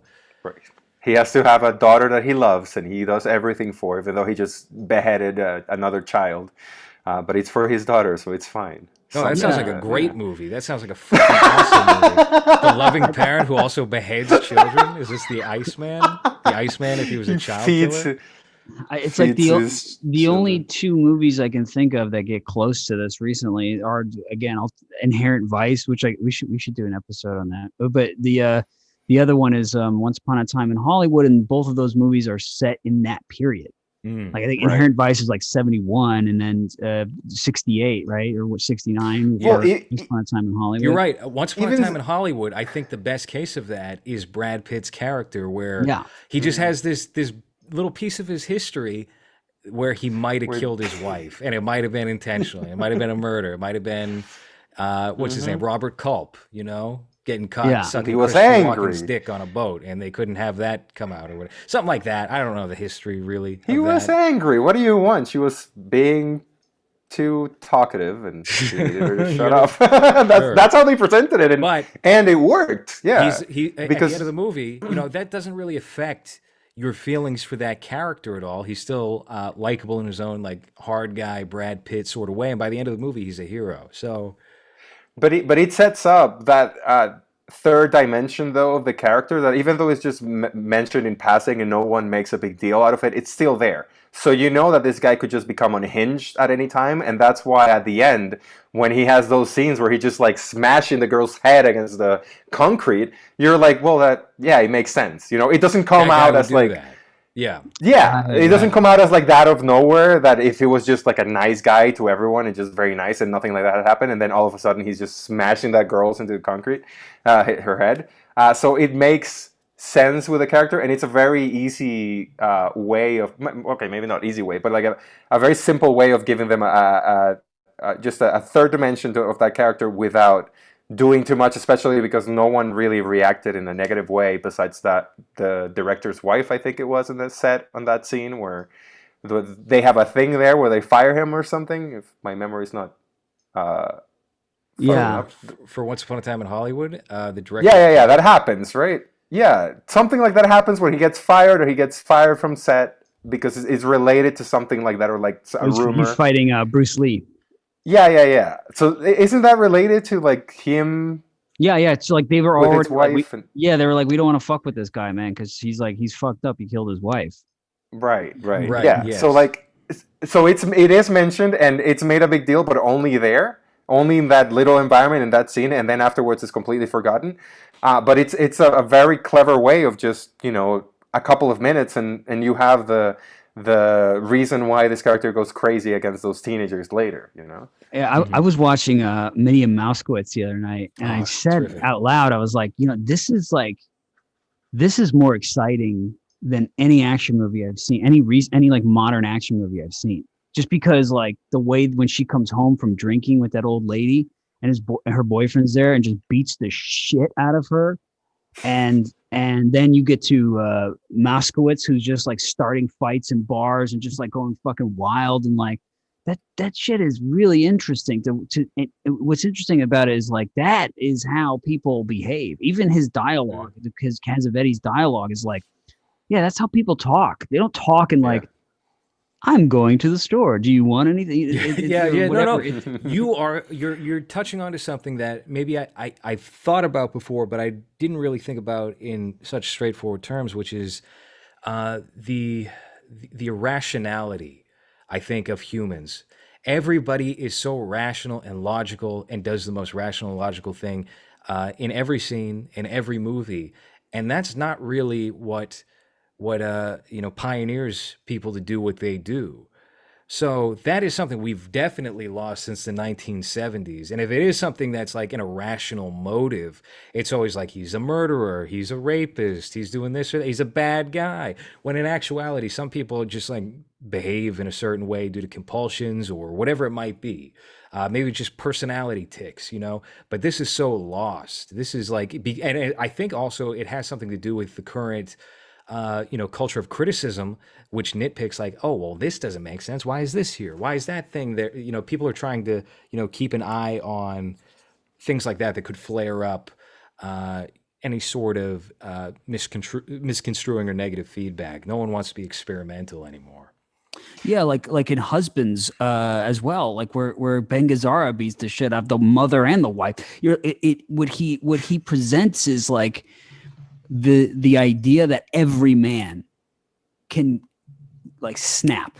Every man can just like, when you're in a room with a man, there could be some shit that goes down and you have no control over it because the man is just going through this shit in his head. He can't like communicate what he's feeling. And that's completely lost. Now it's like Tony Stark dressing like a yoga mom. You know what I mean? Well, what I was thinking of was Jeff Who Lives at Home, where you have what's his name from Cedar Rapids? Sorry, Ed Helms. Ed Helms finds out that his wife is about to sleep with some schlubby man, and his reaction is just like, oh, well, I should have been a better husband. Not, I'm going to fucking destroy this man's head. I'm going to take this man's head and do what Brad Pitt did at the end of Once Upon a Time, which would be probably my reaction if I came home. No, because in that situation, listening. Well, hey, come on, don't be dropping names on this show. Because in that situation, right? In that situation, that Ed Helms guy isn't going to go beat the shit out of that guy. He's going to go beat the shit out of that woman. He's going to grab her by the hair and throw her ass in the fucking street. And it's going to be a goddamn scene. And probably no one's going to call the cops, because they're afraid to look out the fucking window, or, you know what I mean? That's how it's going to go. And this, this sort of like you said, is just this complete, now we have this thing in our head that like men, whether it's the Brad Pitt character, or it's Leonardo DiCaprio's character, he's got the flamethrower. It's like, we don't act like that. We usually go for the smallest guy. Like if we're bigger than that guy, we're going to fuck that guy up. Or if it's the woman, we're going to go for, like, that is just how just the pecking order. It's how we've evolved, and I don't think it's something to shy away from, especially now, because it creates this falsehood in our heads, like we're going to take jujitsu and be able to like kick some dude's ass, when like that guy's just going to jaw you and you're going to be folded and your head's going to be on the fucking concrete, you know. And it's like that type of realness with violence and the brutality that men can exert. You know, it's like it's turned us all into cucks, because in our heads we're going like, well, to be a man, I have to be able to beat up that 6'7" dude who's in fucking Queens walking around in a hospital. That guy.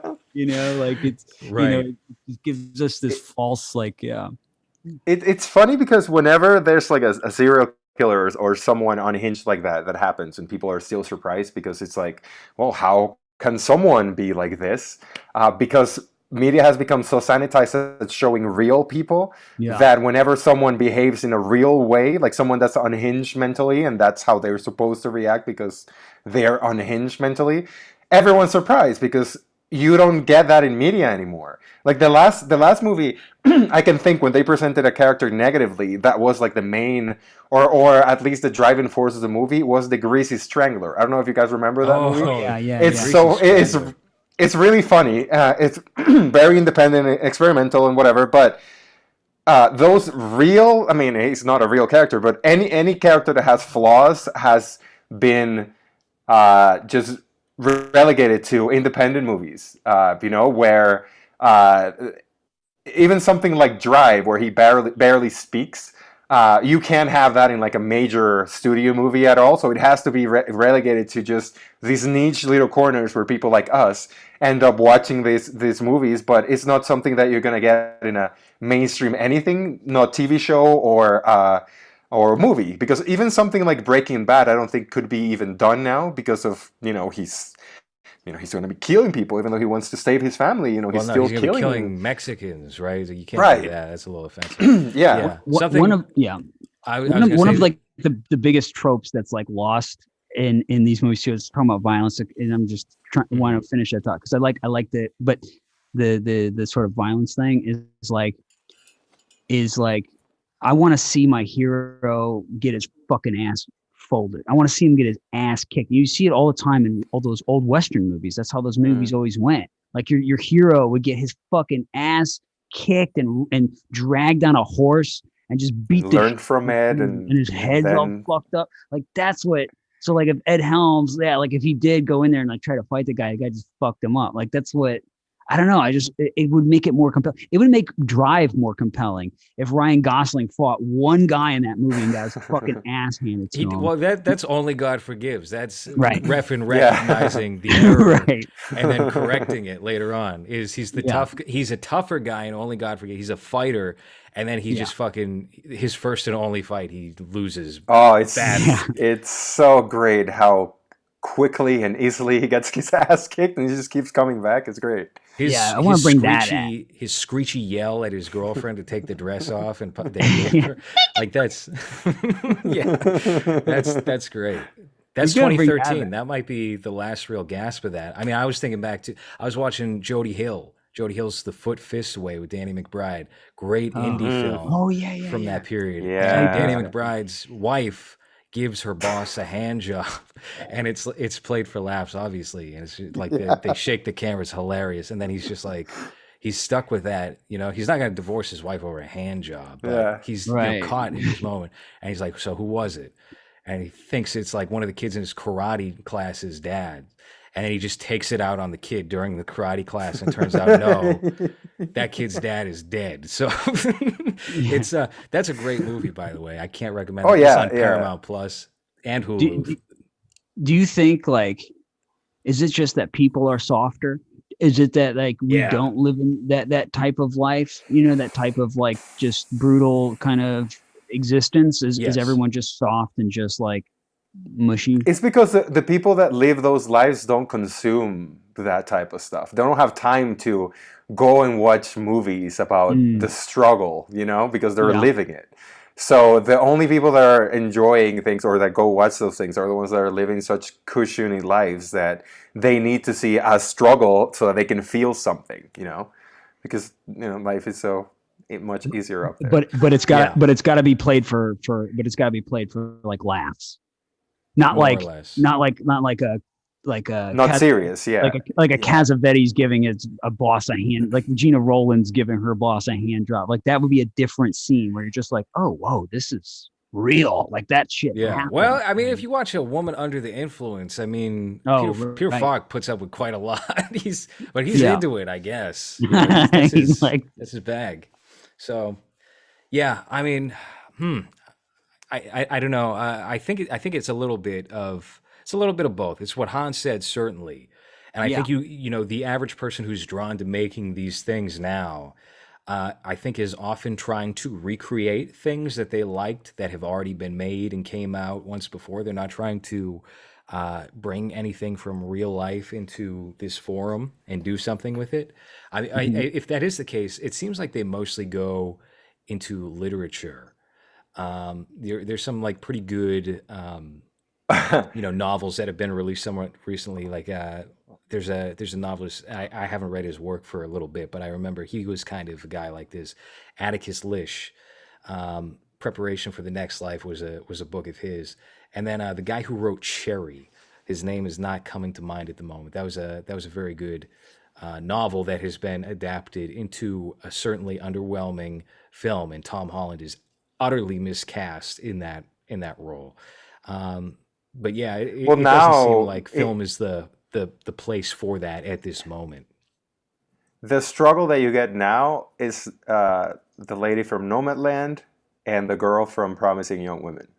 That's the struggle that you see on cinema now, where it's like, I'm strong. I believe in myself. Well, this comes back to something. So Jake Hanrahan sent me an article recently on a website called Blood Knife, I think, and it was a writer talking about how films have gradually become much more sexless. Like the characters are not horny anymore, and that it was a little muddled because it was trying to connect this to I mean, actually, something we were just talking about with the hairlines, but the perfection of actors and actresses and their looks, and how the natural strong man has been weeded out for the hyperinflated Kumail Nanjiani, Chris Pratt, clearly roided up kind of guy.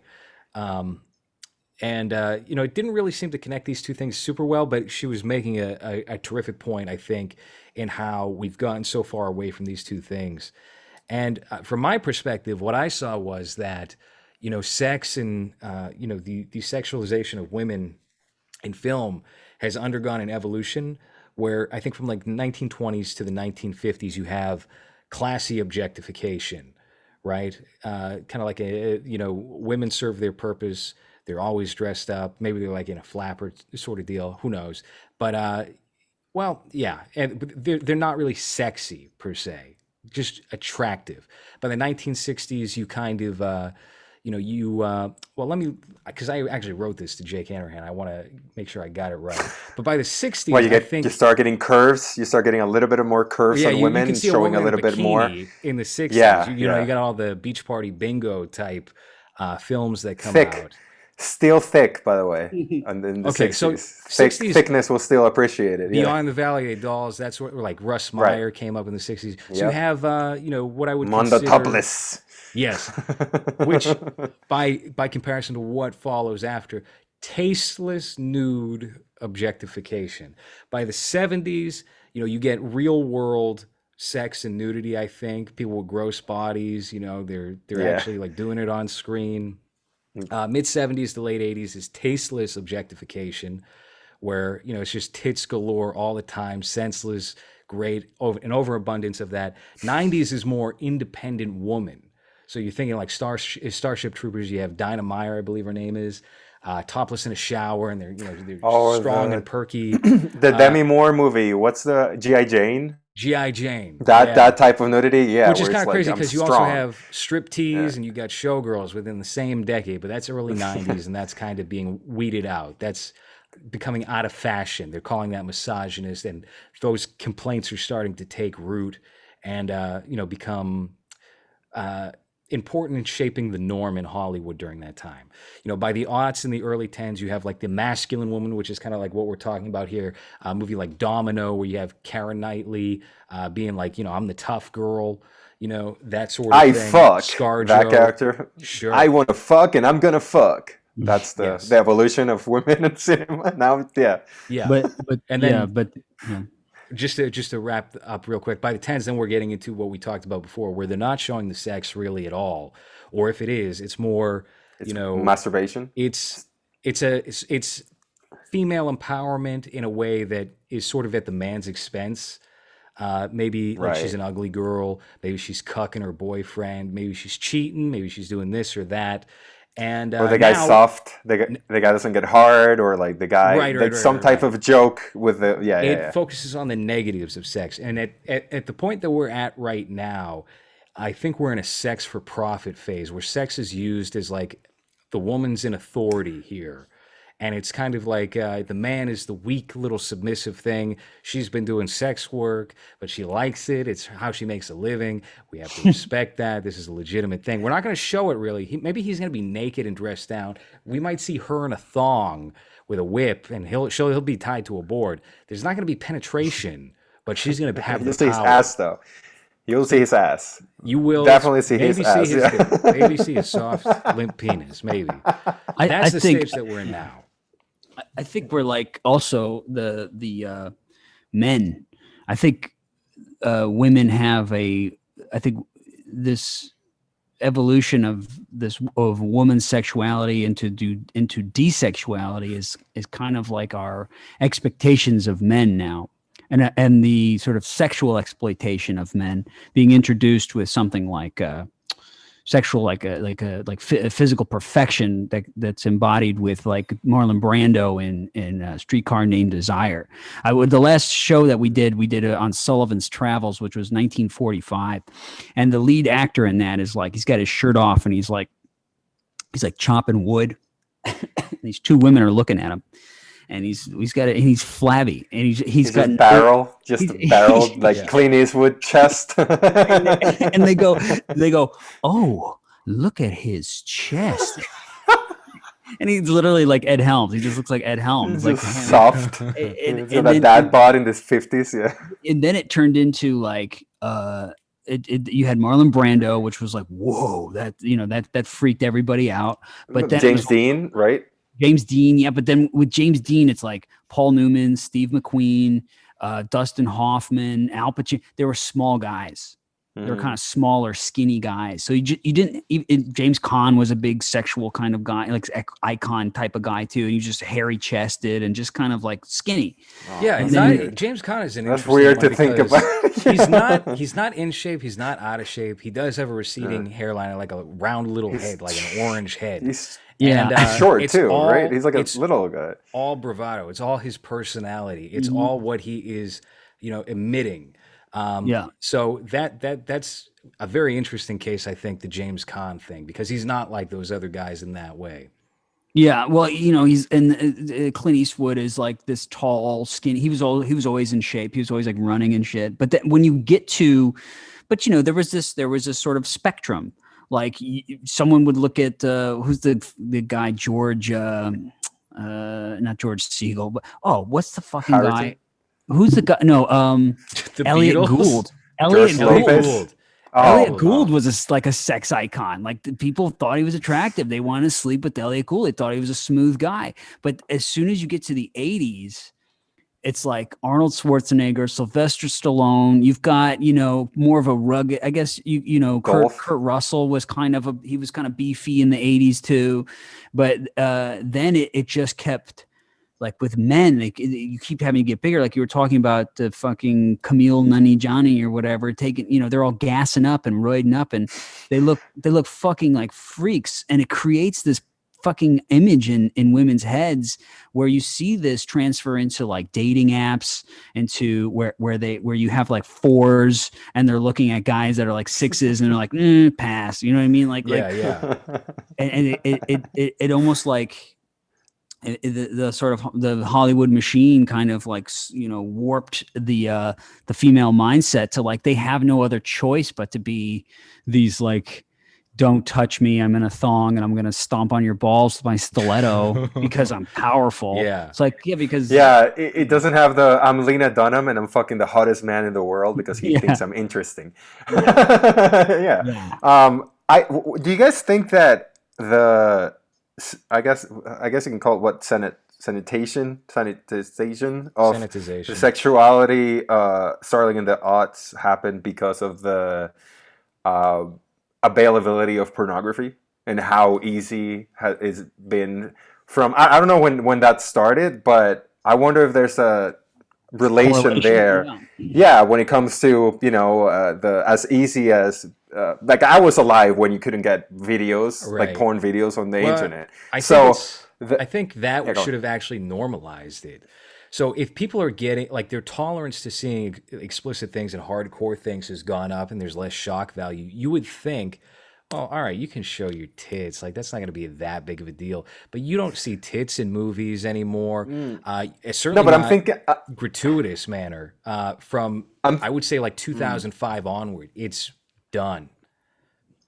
I'm thinking more of if you want to see tits, go watch porn type of mentality. I've heard that too. I've heard something like that too. But I think what were you saying, LowRes, about the what did you just say about that it should have? I was trying to make the point that if people were going to show tits in a film, I mean, look, let's be real here. A lot of the reason why I would venture to say 70% of the reason why you would see tits in a mainstream film is because some producer, some director, somebody wanted to see an actress's tits and was casting for a certain role that they really like, and that's usually how that goes, right? It has nothing. I mean, they'll mark it up as like it's the audience. The audience wants to see tits, and the audience does want to see tits. The insertion of that to that point would always, I think, be a creative decision, like how everything else in the film is a creative decision. Just wanting that sexual element to that, or this character being exposed in some manner. I think it, maybe to what you're saying, the advent of pornography becoming so mainstream because of the internet could have killed that, where it's like, yes, I have something for that to take care of that need, but I don't see it as so separate from everything else. Like, I mean, I was going to make an analogy that doesn't quite work in regards to violence, but you don't see other things being, snuffed out or dulled down, I think, because it's available in other places. Well, did you guys see, this goes to, I think, maybe both of your points, did you guys see Shame? Yes. Shame. So remember that movie? It's like, there's like dicks and there's tits and there's fucking and there's all this shit. And it's like, I remember watching that movie and being like shocked that the guy was sad about this. Like why are you just had 2 threesomes, you fucking dudes, you're fucking girls, like you're slanging dick, you big dick, and you're fucking you're crying in the rain. Like that's a good fucking night, dude. I never thought about that fucking movie like that, but that makes he's like, oh my god, I can't believe that I just got blown. It's like what? And like I think that's the fucking point. Is like it's guilt. It's about shame. Yeah, sex is shameful. Like we don't want to see that, and if we see it, it's got to be goofy, or it's got to be like, or it's got to be rape. It's got to be like really awkward. Having sex. Irreversible. What is that movie called? Yeah, that 18-minute rape scene is just like, all right, fucking, we get it. I call it a good night of doing. I call it date night. Call it a good time. but like, I think that's what it is. It's the shamefulness of it. It's like we were supposed to feel bad about it because we're watching like hardcore nubile porn.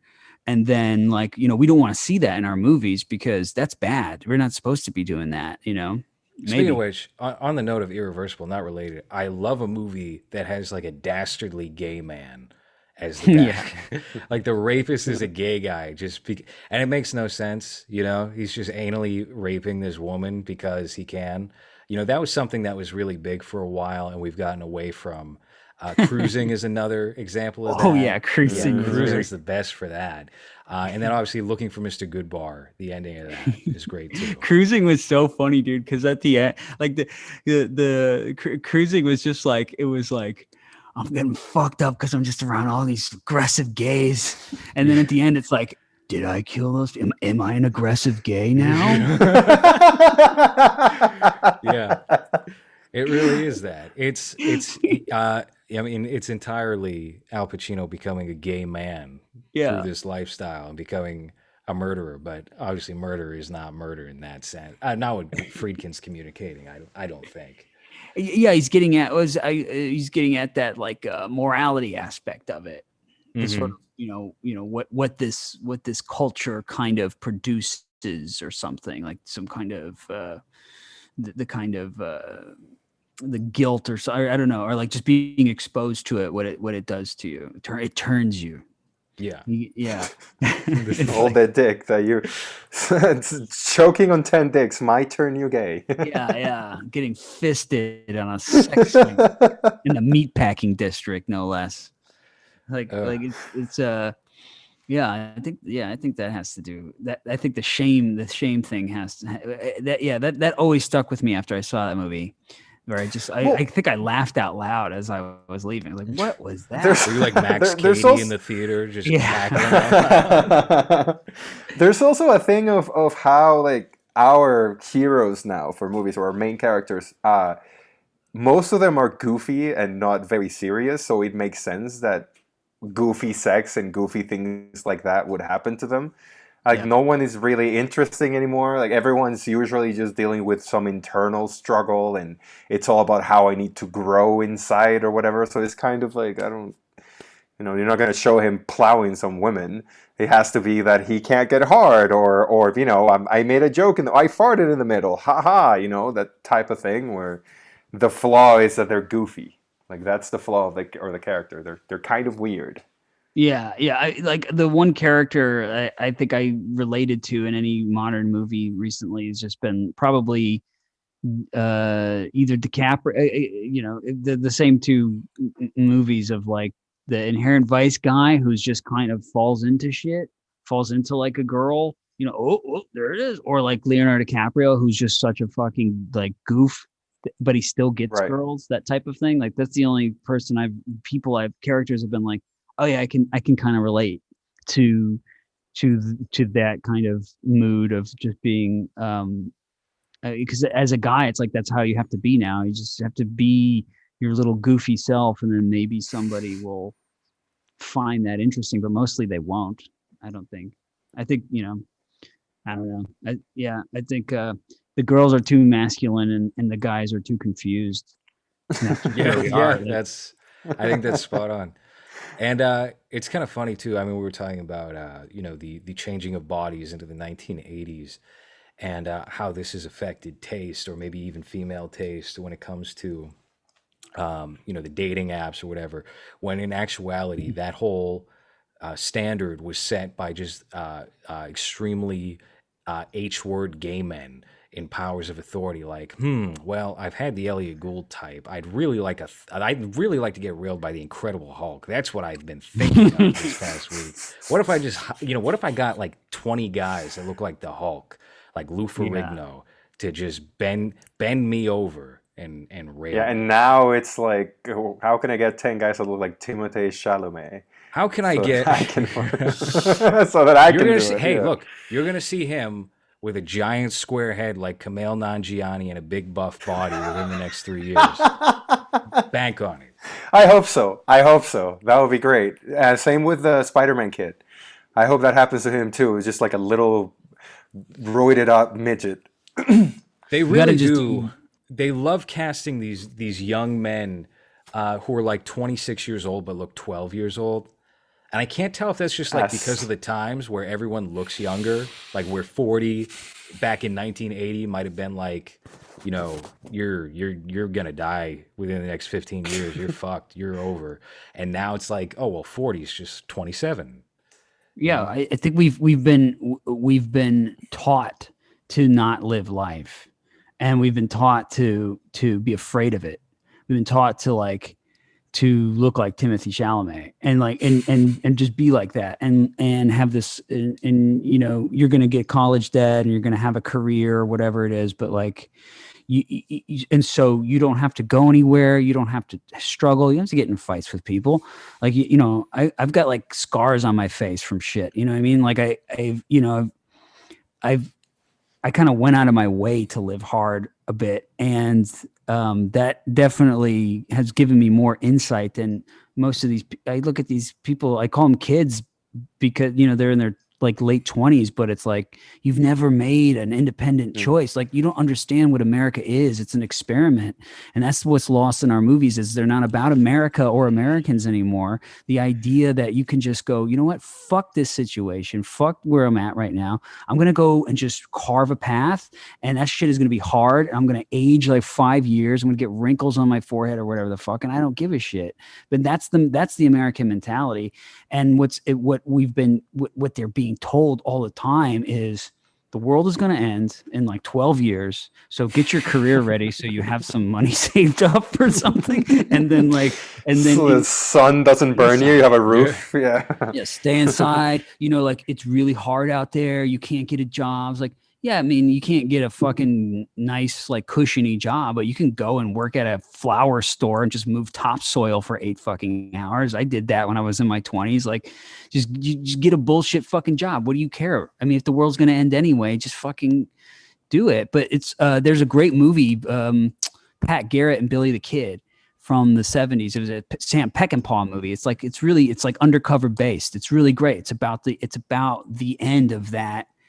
Of like this Pat Garrett is like this modern man with his like nice expensive suits going after his like best friend and kind of son figure of Billy the Kid, who's like his shirt's all falling apart, and Chris Christopherson character, and he just lives in mud. He just basically just lives in mud and fucks Mexican girls, and like, but he's fine with that, and he just keeps pushing further west, just living. And it's about this modern guys wearing like ascots and shit, like coming to hunt him. And that's, you know, that's kind of like it hasn't been like a fast change in a way. It's like this has been this gradual thing in the making to where you get like soy boys making soy face all the time. Well, now living is having brunch on a Thursday with your friends, right? That's we got to post it on social media. That's I'm living. I'm having a mimosa at 11 a.m. I'm so wild. And I think with that's a mask why on. You got to pose with a mask. with the mask. You're being safe. You're being cautious. But I think that's why maybe LowRes, I don't want to speak for you. That's why I like look at Kevin Costner as like, oh yeah, that's what a fucking man is supposed to look like. That's like what you're, you know, he looks goofy. He's got a receding hairline. He looks goofy, but he's like earnest. And he's like, you know, what I think back to is the moment in Man of Steel when he's saving the dog from the tornado and Superman's about to save him and he's like, no, I'll die. Don't worry. Yeah. I'll get swept up in the tornado. You go be Superman in private. That's a man, right? That's a man. He's like, I don't want anybody knowing you're gay, son. I'll die for this. I'll die before. Oh man. Well, I think that's a great note to end this show on. We just did 2 hours. So. Oh shit. That's the JFK episode of movies. Anthony, where can people find you? You can find me on SoundCloud at Slothcast. I gotta give you some assistance on getting that in the iTunes directory and Spotify and shit, so we can get your podcast readily available places. Yeah. I think if people may. Yeah, I think if it was out there more, I do see like Low Society. I think they're only on SoundCloud, aren't they? Only on SoundCloud, but I think they have a Patreon. I think you can upload to these RSS venues through SoundCloud, and that's what they wound up doing, I guess, because I have them through like iTunes or something too. Oh, so, okay, yeah, okay. It's for whatever reason iTunes made it complicated somewhat recently. I mean, I haven't gone through them in a while. I mean, when we started movies, that was late 2018, and I tried to put up the new podcast we've been doing with Kenny, which I don't even know how. Look, I am not fucking editing all those shows to cut out things that he's saying. That's No. too much. Just he your, likes to just when he says your name like 20 times. my name. Well, it's not just my name. Like my name's one thing. That's whatever. But he then goes to list like, oh well, my friend here was accused of racism by like 4 people, and here's where he works. Here's his first and last name. It's like this is First not and last name. because he's not thinking like.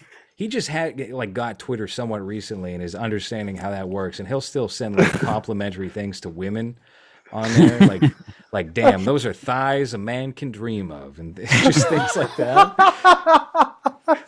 So Yes. he doesn't have the internet. He's just a very regular guy, which is probably healthier. But we gotta work on some things there. But I tried to get the Old Boys podcast onto iTunes, and it's fucking taking me an arm and a leg to try that out and get it in there, and it hasn't even come up yet. So I don't know what the system problem is. Spotify's easy, like that happens within 5 minutes.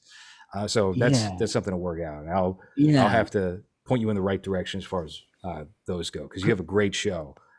Thanks, man. That I've checked out. I was happy to be on the Parallax View one. We were also talking about Adam Curtis. Seems like his moment has passed. Adam Curtis. That was a big thing for a little period of time, and now like it's just done. It's over. Oh yeah, he's got it attacked on both sides. He's done. I think his mistake was going on podcasts and talking about his direct political opinions as opposed to just like laying out historical facts as some sort of a narrative in his documentaries. I think that when you're vague, that works. As soon as you start to like speak clearly about things, people can then see that you're not so knowledgeable about this and that. And then, well, if this is based on reality and this is your perception of things, and we're all kind of bringing our filter to that, it doesn't have as much intrigue around it, I guess. Yeah, it's true. It's hard because our show is about booze and movies, so we pair like booze with the movies, and so we're just always drunk usually, and I can't figure it out. I'm just like, I as soon as the show's done, I just save it for another day to like just put it to the thing. I'm like, all right, it's enough. But what happened with you wanting to record a show all over again? What happened? Was that just too much alcohol involved there, or what? You know, I got into political bullshit. I started bullshit. And the whole, and I'm talking about, supposed to be talking about Charles Bukowski, who is just like not even into that shit. No. And I started talking about all shit. And I told Trevor, the co-host, man, I was like, dude, can we please just do this again, man? I'm gonna be good this time. I don't know. I was listening to, I forgot what podcast it was, but I was listening to some political thing before. Oh, so I was like, idea. I came in like, I got to talk about this. And this is important. I got to red pill the world. Yeah. I make the mistake of doing that right before I go to sleep. Like I'll just tune into a podcast that vaguely involves politics. Or I'll go on Twitter and people will be political, and it's just like, now I can't sleep. Now I'm ready to go fight a civil war. We got to do this. So I want to call someone a retard. Yeah, but I can't because I'll get banned like me. Yeah. So that's not the way to do things. In our show, it's like it took me a while to figure out what it was, and basically it's. I just want to do the chill pill. I want to just make it be like and I was like strategizing and okay, what's this season going to be about next season, and try to like line it up. And I was like, nah, man, I just want to watch movies that we like and they're fun to get drunk to, and just chill out when we record, and just basically just kind of do what you guys do, because it's just like that free flow aspect of it. Leads to some really interesting conversations and stuff. We got to get both of you guys on. Maybe we should do like the Pope of Greenwich Village or something. It's like I think I was supposed to be in your show like 2 months ago, but I'm terrible I'm so bad at remembering shit that I'm like, now that you're mentioning that, I'm like, oh yeah, I'm a little bit embarrassed. I was supposed to give you a movie like 2 months ago. Hans's memory has gotten. What were we doing? Civic TV or something? And he's talking about one thing, and he was saying like, and this is an example. This isn't actually what you said, but you're like, so the rent is due. Oh, hey, what was I talking about? And I was like, the rent is due. And he's like, oh yeah, that's right. Literally, I swear to God, a second maybe between sentences, you forgot the sentence you completed. It was Yeah, remarkable. it's a It was problem. unbelievable to me Yeah, that that I happened. need some alpha brain. I need to start taking some alpha brain so my memory works. You need good Alex Jones supplements. Talk about a guy who's been right Yeah, about everything. Is Alex Jones? yeah. Um, Yeah, yeah. I mean, that it's hard. It's hard if you get people to come on because we were talking Hans about like booze and stuff. Like, how do we get where do we get the booze? Like, what booze do you have where you are? You're like, we just have beer. I'm like, yeah, we could just do a beer show. And then it was just like, dude, just pick a fucking movie and we'll just drink Budweiser or whatever the fuck you got, and then we'll just Yeah, sit yeah, around yeah, and yeah, talk yeah. about it or whatever. But it was like, yeah, I mean, I'm the same way. And this show is called Slothcast because I'm just like, I'm fucking just like, bleh. I have, we barely, if things are kind of like Zoom is kind of retarded proof. It's just like you just do, and then you set Just it up and it record goes. it's stuff. Yeah. remarkably better than what we were doing before. Which is, I mean, I held on to Skype for as long as possible, but Hmm. you know, you would do like 90-minute shows, and then my computer would just be like breathing heavily, trying to endure it, recording everything. And like Jerry does Discord for Civic TV, and I think that's the worst thing to use because it just everybody's lagging and it eats up so much CPU, and the broadcast isn't clean and people sound like shit. This is always smooth, regardless of Yeah. what happens. So Zoom, I mean, and I'm late to the program as far as that goes. I just started doing this on Zoom. What was it, Hans? Maybe like a month ago. I signed up for the Something like premium that. Yeah. one, and it's been. I think the show looks better, even though it can only record 360p, which is annoying. I Mm. still think it I mean, you looks don't really much need. better. I don't think you need these faces in 1080 My anyway. chest Sure. hair in I 1080. think I think we're good. Yeah, yeah. And this was because you wouldn't listen to me when I told you about Zoom like 5 months ago when I was recording my Spanish podcast, and I was like, "This is easy." Is that what you were Like, using? oh, yeah. Zoom? Yeah, yeah, just Zoom because it's recorded there and like you don't have to do anything to it. Yeah, But the you pricing is were just like, loyal to Skype. yeah, the pricing Yeah. is ridiculous though. Pricing's like what? It's like $20 a month. Every time that shit goes through every month, I'm like, fuck, dude, we gotta Yeah. record more, man. It's like once a month shit. I'm not getting. Yeah, You gotta put like a little donate tab on top of this fucking thing, man. Give us Yeah, something pay in for the the tip Zoom. jar. It's I think I might have done the annual package to save a little bit of money where it's like 12 bucks Oh, a month. That's the way to go if anything. But yeah, with Skype, I think it was because I bought call record for like 30 bucks back in like 2014, 2013 for something for whatever was happening back then. And I just had that the entire time, and that's a lot cheaper at least. But you know, you get what you pay for. I think the quality certainly shows through this. I was able to buy a cheap little $12 webcam, so we have a little bit of a like a fisheye, slight fisheye curving to the edges here. no, it Hans, looks you gonna good. get one? Thank you, thank you. I need to upgrade my microphone and camera situation. Yeah, but The you know, LowRes, are you you're cutting all this out, right?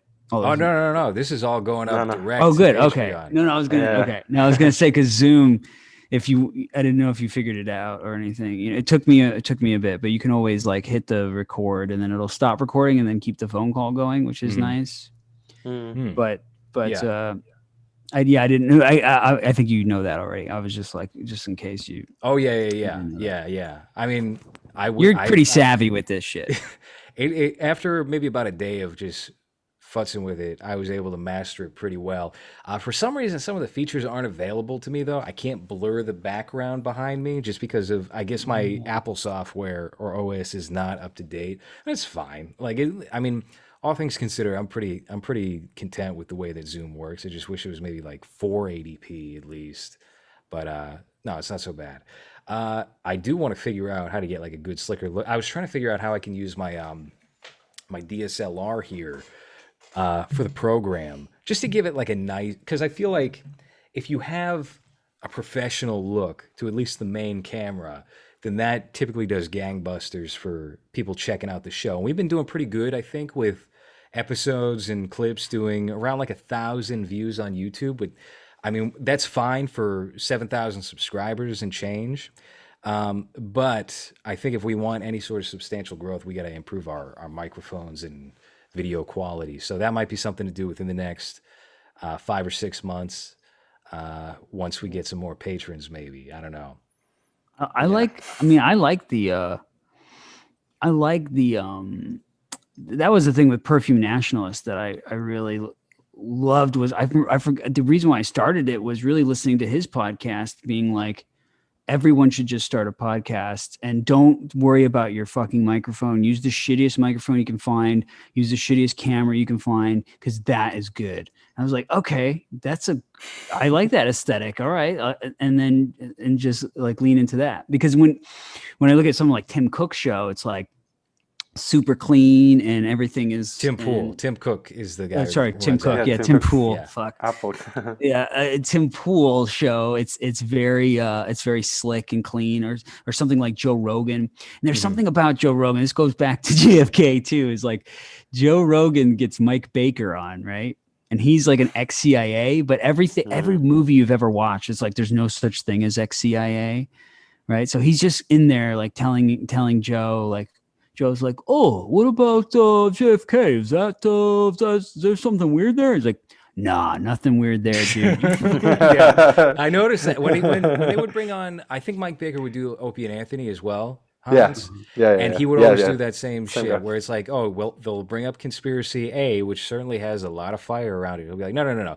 But this one thing over here, like maybe aliens or maybe something with a WMD or, Yeah. go pay attention to the most boring thing that can't be investigated. So, he does that sort of thing. But also to what you're saying, the Tim Pool and Joe Rogan, they don't have like any sort of artistic eye to the way that they shoot their shows. That's Like true, Tim yeah. Pool has terrible angles where it's like slightly overhead and tilted down, so he looks sinister all the time, which he already like naturally does.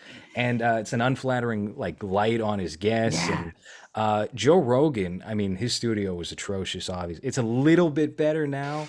It's The red hot dog submarine thing cooker. that he had. Yeah. God damn, that was terrible. Yeah. that's awful. But even that, like they're shooting. I mean, so much effort went into that program and studio. He's got $100 million, and I mean, Red Bar pointed this out, I think perfectly, where it's a 1080p show, but it really looks about 480p. It looks like it might be 720p.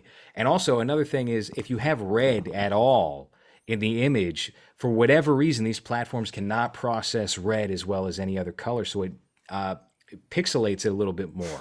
So you will have a lesser looking image if you upload a red heavy photo onto Facebook or red heavy video onto YouTube. That is something you can probably actually see in the Mass State Lottery trailer because we used heavy red lighting for the car interiors. And those scenes are, if you don't set it to 8K, which I had to upload it in to avoid that, you will see pixelation that is not even really there. It's just a process of being encoded through YouTube. I don't understand what it is. So over here will be very like bad on this video, you know. Well, But which show is there a show that where you like the image quality that gets out? I mean, Red Bar is one of those shows where it just looks really nice. He does. sure. his I mean, image- he was a film guy. Like I think he went to film school, so he Oh. has all that knowledge that he brought to his program, which has enhanced it and made it look so slick and good. Aside from that, it seems like not a whole lot of people have an idea of how it's supposed to be run. I mean, maybe you could say, and this is before Netflix got involved, like when Norm Macdonald was doing his podcast and they gave him a studio and all that. But I mean, he wasn't doing that. Like that wasn't him. That was a staff. So I don't know. I mean, it's hard to say. It's difficult to say. Yeah. That's to me. It's always like this. There's always some sort of unless it's somebody like Red Bar who it's just because he tells you it's just like it's just me and I'm just here with my wife and we're doing this right here like in the next room. Unless it's like that, I hate that thing of like setting up a kind of like a radio show because like that was that thing I think Jack had been talking about was like not like don't turn it into a radio show. This isn't radio. It's something different. And then when you turn it into radio, it kind of like it's kind of like it's kind of like molesting the medium in a way. It's like you're perverting the medium by like trying to make it into this like little NPR. Sanitized. Yeah. This like NPR situation. And yeah, you lose yourself in your personality to professionalism, which is something that I mean, it's not a video show, but that's what happened to Mark Maron. Mark Maron's whole thing was, I'm just doing this out of my garage, and I have cats. I'm neurotic, and I'm bad with women, and I'm going to talk to my comedian friends from 25 years ago that I have problems with. And then it turned into, well, now I have a responsibility to deliver a certain caliber of product and talk to a certain kind of person. Yeah. And that's what killed the show. Yeah, and they never get into anything interesting at all ever. Like there's no pushback on these people. Like I want to hear like pushback. I want people to, and like that's what I like about you and Hans is that like Hans will just watch something and be like, no, this is total shit. Like you'll go on for 5 minutes. You'll go on for 5 minutes being like, I love the look and the texture, and you're like, nah, this is just like right away with this JFK. You're like, this movie fucking sucks. He did not say that at all. We're talking about, oh yeah, so Oliver Stone's masterful directing style here, and Hans is just a bulldozer into that conversation. Yeah, I love that. Yeah, It's very obnoxious in real life. I've never seen anyone that reacts positively to me doing that, so I try to not do it because it tends to just ruin the experience while you're watching it. But if you're in an office and someone's like, "Oh, that new episode of Lost was great," and you're like, "I fucking hate Lost. That show's for stupid idiots." The writing terrible. You have to be brain dead to understand it. Yeah, but I love that shit because like you end up like just agreeing with people, even if you do hate it. You're just like, yeah, I don't watch it. I was very tired or whatever. You make an excuse or you just go, But what I like is I'll be nodding and someone will be like, no, that thing was shit. And I'll be like, you know what I mean? Like, like, yeah, that's true too. Yeah. Like, I think it's just not holding. I was going to just say, I think there's a time and a place for that kind of politeness, certainly. But to what we've been talking about, like one of the big general things of this conversation has been the coddling of the average American, right? And not having to deal with the discomfort of any sort of social interaction. And so something like that I find, yeah, of course, refreshing, especially in this context where it's more of an open forum. You can rely on like your co-host to not be pissed off about something you're saying or saying like the guest or whatever that might be. That's something that are you guys familiar? I mean, Hans, I know you're familiar. Anthony, have you seen Frank Hassel's videos? No. Frank Hassel is somebody you should probably check out. You might get a laugh out of that. He is just, he's very obnoxious to people in public. And at first, when I was watching those videos, it was a lot like, damn, this dude's a fucking sociopath. This guy's a problem. This is fucked up. And then you watch it enough, and it's kind of like, people are so comfortable in public and something bad could just happen at any moment that this is compared, and like especially that this is being played for humor. This is something that's funny, that's comedy really. It's not too different than people fucking around with other people, except he's saying like, oh, it's you, the man who raped me in my dream last night at like an elevated volume. And then the police will come and do something. I mean, it's I don't know. I feel like it's weirdly necessary in this kind of cultural environment, that sort of abrasiveness. I think so. Yep. Go ahead. I honestly think that it's just not holding anything or not taking yourself so serious. Like I like what I like, but at the same time, it's like if you like something that I don't like, it's not gonna take away from my enjoyment of it. So you can like whatever you like, and it could be, or I could think that it's the worst piece of shit in the world, but at the same time, it's like I don't have a problem with you enjoying it because it's your thing. So I'm still gonna think that it's a piece of shit, no matter how emotional you get about it. But it's also the thing of like I don't like having arguments about things like this because at the end of the day, it's like I'm not gonna change your mind and you're not gonna change my mind because I like it and you don't.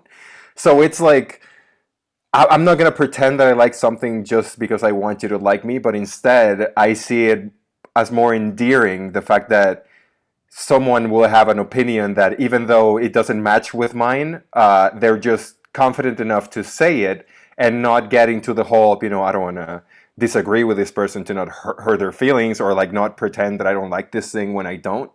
And I think that happens with us a lot where, what was the movie, the Year of the Dragon, I think, that I thought was complete piece of shit. That's been a popular episode. I mean, it wasn't on YouTube. That was like the one episode that I think the algorithm might have buried it because it didn't even match similar numbers to previous episodes. But that did pretty well on iTunes and Spotify. And I got a lot of feedback that was a great episode from people because your opinion on it was totally different from mine. And Yeah. also, I do feel comfortable being able to say that I spent almost $60 on Zack Snyder's Justice League on Blu-ray in spite of Hans's, relentless criticism of the master, Snyder, who Yeah. posted Batman eating out Catwoman today. Did you see that? Anthony, you posted that on Yeah. Instagram. Yeah, I did. Oh, Yeah, no. that I was was like, beautiful. what? This is you know how people will switch the account name to something else? Like it'll be CNN News and it'll be somebody else, obviously. I thought that's what happened today until I saw the check. And I was like, what? Well, yeah, Wow. yeah. I like that he did that. That's Yeah. hilarious. Yeah, that was fucking great. Well, my thing is, I'm like, I can go either way, man. Like, that's funny. But if like when I like hearing people talk about like Jack will go into and you will go into the movies, and I'll be like, yeah, man, I fucking dig where you're at. And then Hans will come in and be like, no, dude, this is fucking shit. And here's why. And I'll be like, yeah, you're right. Actually, that's my visceral reaction to Year of the Dragon. Like all the thoughts kind of aside, I remember watching that movie and just being like, "What the fuck is this?" Like, because I really liked Heaven's Gate, and then I watched Year of the Dragon. I was like, "Is this the same fucking guy? Like, what are you doing?" Yeah, in this movie? that's something about that movie that does not carry over from Heaven's Gate. I feel like the Deer Hunter and Heaven's Gate feel certainly more epic, and that one's just kind of like a small little crime film. And we're going to be doing a show on the Sicilian next week with a guy who hosts the Midnight Movies Cowboys podcast. And I have not seen that movie. Apparently, it's like a loose sequel to The Godfather, or at least the novel of it was, and then they adapted with Christopher Lambert. And that's Michael Cimino's maybe last film of the 1980s. So we're going to be getting into that pretty soon. But to what you were saying before about Pope of Greenwich Village, I would love to do a show on that. And we were thinking about doing like a 1980s Mickey Rourke retrospective. So maybe we could do, because we just did the Kino cast with the Kino Corner on YouTube and Oki. And Oh they're yeah, gonna be, okay. that show's going to be coming out probably pretty soon. And we're going to have... I'm just happy that they don't hate us. I thought that by the end of that, because Hans was abrasive Hans that we're talking about here, and so Kino was like he's a big Salo buff, and he put out a video essay about the importance of Salo, and so Hans, not knowing this, he goes to Hans. So Hans, have you ever seen Salo? What are your thoughts on Salo? And Hans goes, well, Hans, what did you say? I pretty much said fuck that movie because it's made for shock value, and it's like, oh, we get it, people eating shit, oh no, that's horrible. Like that was my attitude towards it, and then he just went on for like 5 minutes about how important it was, and I was like, oh well, I mean, I guess I just have to rewatch it. That was also the same time that Oki and I decided to go take a piss break, so Hans was just left defending his opinion against like the foremost Pasolini expert. Because I mean, I think that was Hans's perspective on it, which was like looking at it through more of a horror movie, a Serbian film point of view, as opposed to Pasolini's commentary on fascism in 1970, whenever that was released. Yeah, no. Then I also made fun of the guy from School of Rock dying, which apparently was very close to his heart. That's too soft, man. Like if you can't take that shit, like I can see either way with it. And also though, if you're gonna write like this long thing with it, about a movie, I mean, I feel the same way when I watch a movie, and if I'm watching people eating shit, I'm like, why the fuck am I watching this movie? I get it. Okay, it's about fascism or something. Like, I don't fucking care. I don't want to watch that. I feel like the sometimes that shit just gets so fucking like pretentious, and I understand it's important. It's like a very we get it movie. Yeah, we understand. Well, let me just also state for the record, as we continue to bash Salo, that Kino was not upset with Hans's opinion. Oh, okay. So it was awkward. It was an awkward point of the conversation for you, Hans. I was fine, but it was all good. Water Under the Bridge. They're coming on tomorrow night, so everything's good there. We like them. There's no beef. We were just here. worried. We were worried because what was it? He didn't answer one of your texts. Here's or something? here's what happened. Here's Oh, what happened, shit. which had us Yeah. like, oh shit, did that go bad at the end? So I thought it was a great show. Hans thought it was a great show. Oki thought it was a great show. Kino thought it was a great show. But what Kino, I guess, did the next day was deactivate his Twitter. And so I had sent him a DM. I was like, hey, you want to come on my podcast sometime next week? And I didn't know he deactivated. So I was just like, oh, fuck, I didn't get a reply. He must have thought that show went bad. And so I told Hans, I was like, it was probably the Salo comment you made. How about railing into Salo? And so it just turned out that he was like done with Twitter for that week and needed a break, which is beyond understandable. And we have the show coming tomorrow. We're going to be talking about Criterion's little statement that they put out recently. Now, I've been saying for a long time, Criterion is dead. Criterion is not the same Criterion that we once knew and loved. Criterion's been done since early 2020. And that first showed itself with the Amazon and Netflix deal that they made, where they were going to take some of their new movies. And then also when the riots were happening, they decided to release a statement that a lot of people didn't catch wind of, where they were like, all right, so we're going to do more diverse filmmakers, and we're going to give like 15% of the profits to BLM movements that we get from Criterion Channel. And they started uploading total garbage as a result. Like, look, you do what you want to do with your money. You know, you were on life support when you were film struck. Okay, so you're giving out money now. You're giving out my money now for political causes. Whatever. Yeah. All right, I'll forgive that. What do you got to offer? Oh, an African lady short film, thesis film from film school in 1992. This is fucking terrible. I hate you. Die and go to hell. So I stopped with the Criterion Channel for a second. Then I hopped back in because they got some good movies. They learned their lesson. People weren't watching that shit, and now it's all downhill once more. Yeah, they went back to it. I don't get it. You like my comment? I think you were making fun of. I don't know if you were making fun of me or not, but I think the problem that Criterion has is that they have presented themselves as like this intellectual movie releaser, right? Where people think that they're just intelligent by just watching the movies they put out. Just by buying Criterion, they think that they're already intellectuals. That's film school. And it shows you all the important smart people films. So if you watch those movies, and listen, there's a lot of good, in Criterion's defense, they got to like 1,500, 1,700 titles before they started pulling this shit.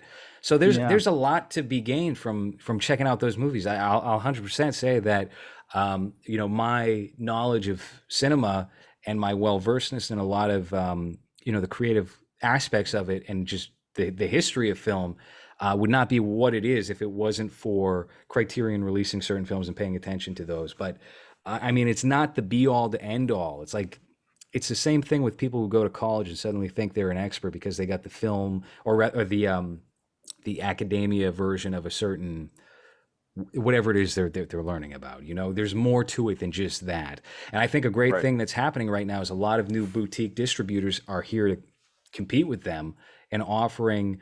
It's mostly like niche, kind of cheesy B movies, horror movies, but from that something new can evolve at least. And I've seen this with Vinegar Syndrome. Vinegar Syndrome started remastering softcore porn and things like Debbie Does Dallas or Abel Ferrara's first film, The 9 Lives of a Wet Pussy. And now they're getting more into artsy fare. So, you can start at a base that's maybe not flattering and grow out of that with time. And I think hopefully we wind up seeing some good film archivists be propped up from these new places that are, gaining their footing. Yeah, you would think like all of Hal Ashby's or something, or all of Altman's movies would get get more than like one Scorsese movie in there or something. Just to get a Tarantino movie, or even a Paul Thomas Anderson movie or something that's like that's part of the narrative of film from the whole story. And I understand that like people of color and they want to, but people of color, it's like they're not buying Criterion Collection and watch for those movies. Right. And the white people who it's mostly pretentious white people, and they're not watching movies either. They're just like maybe they do. I'm sure there's people on the Upper West Side up here that watch that shit, but No, they buy them so that they can post a picture on their Instagram about them having the movie, but they don't watch it. That's Yeah. honestly probably it. I can honestly say that's probably. I mean, look, there's a lot of interesting film history that does relate to minority directors like Oscar Micheaux, or just the early 20th century black filmmakers having their own small separate industry, and how difficult that must have been to get your movies shown in Yeah. either black run theaters, or progressive enough theaters during that time where they're willing to take a chance and show an all black cast and crew film. That I find very fascinating. But what, like, the approach that they've taken is not that. No. It's a No. little bit of that and a lot of everything else that is redundant to that. It's Jordan Peele activism, Yeah. where it's like, well, this guy's black, so I mean, that fills the quota. And it's like, well, what's his life experience been like? Has he struggled for anything? Has he been successful for over 10 years like he has been? And, since what, Mad TV, I guess you can call it I back mean, look, to, in, where in it's like, fairness, though, that's a lot of directors to begin with. It's all nepotism and upper crust kids getting a break. Like even Spike Lee. Spike Lee got to know Martin Scorsese while he was still at NYU. And that's a lot of the right. reason why he has the career that he has now.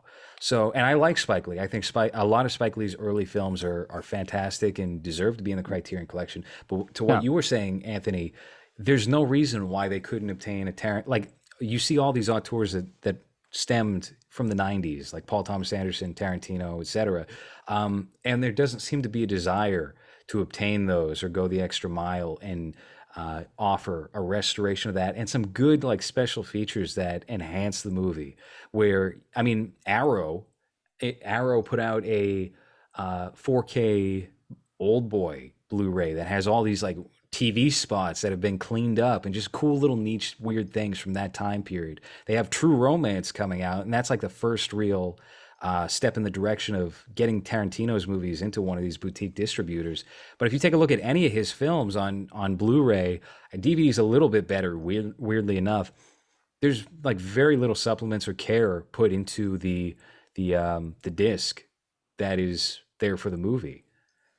Yeah, I feel like they with Criterion they're having like an existential. They don't know what they are.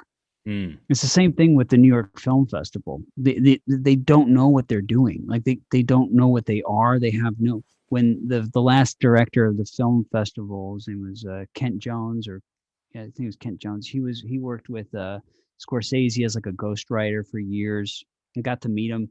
He lives around here, but I would see him and stuff, and he would bring in Fincher's movies. He brought in Inherent Vice for when that came out. He brought in Gone Girl, and then he brought in I think he was trying to get Hateful Eight, but it didn't work out or something. But he would kind of mix it up with different foreign films from Korea, from China. I remember just watching this like really boring like period piece from China. I'm just like, whoa. But it was juxtaposed with like seeing the new Paul Thomas Anderson movie, or The Joker was like 2 years ago. They had that there, and that was his last one.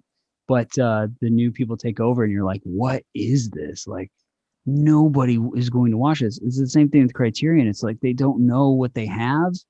I don't know if there was change in management or something happened. I have the board. I don't know, but it's like you have to.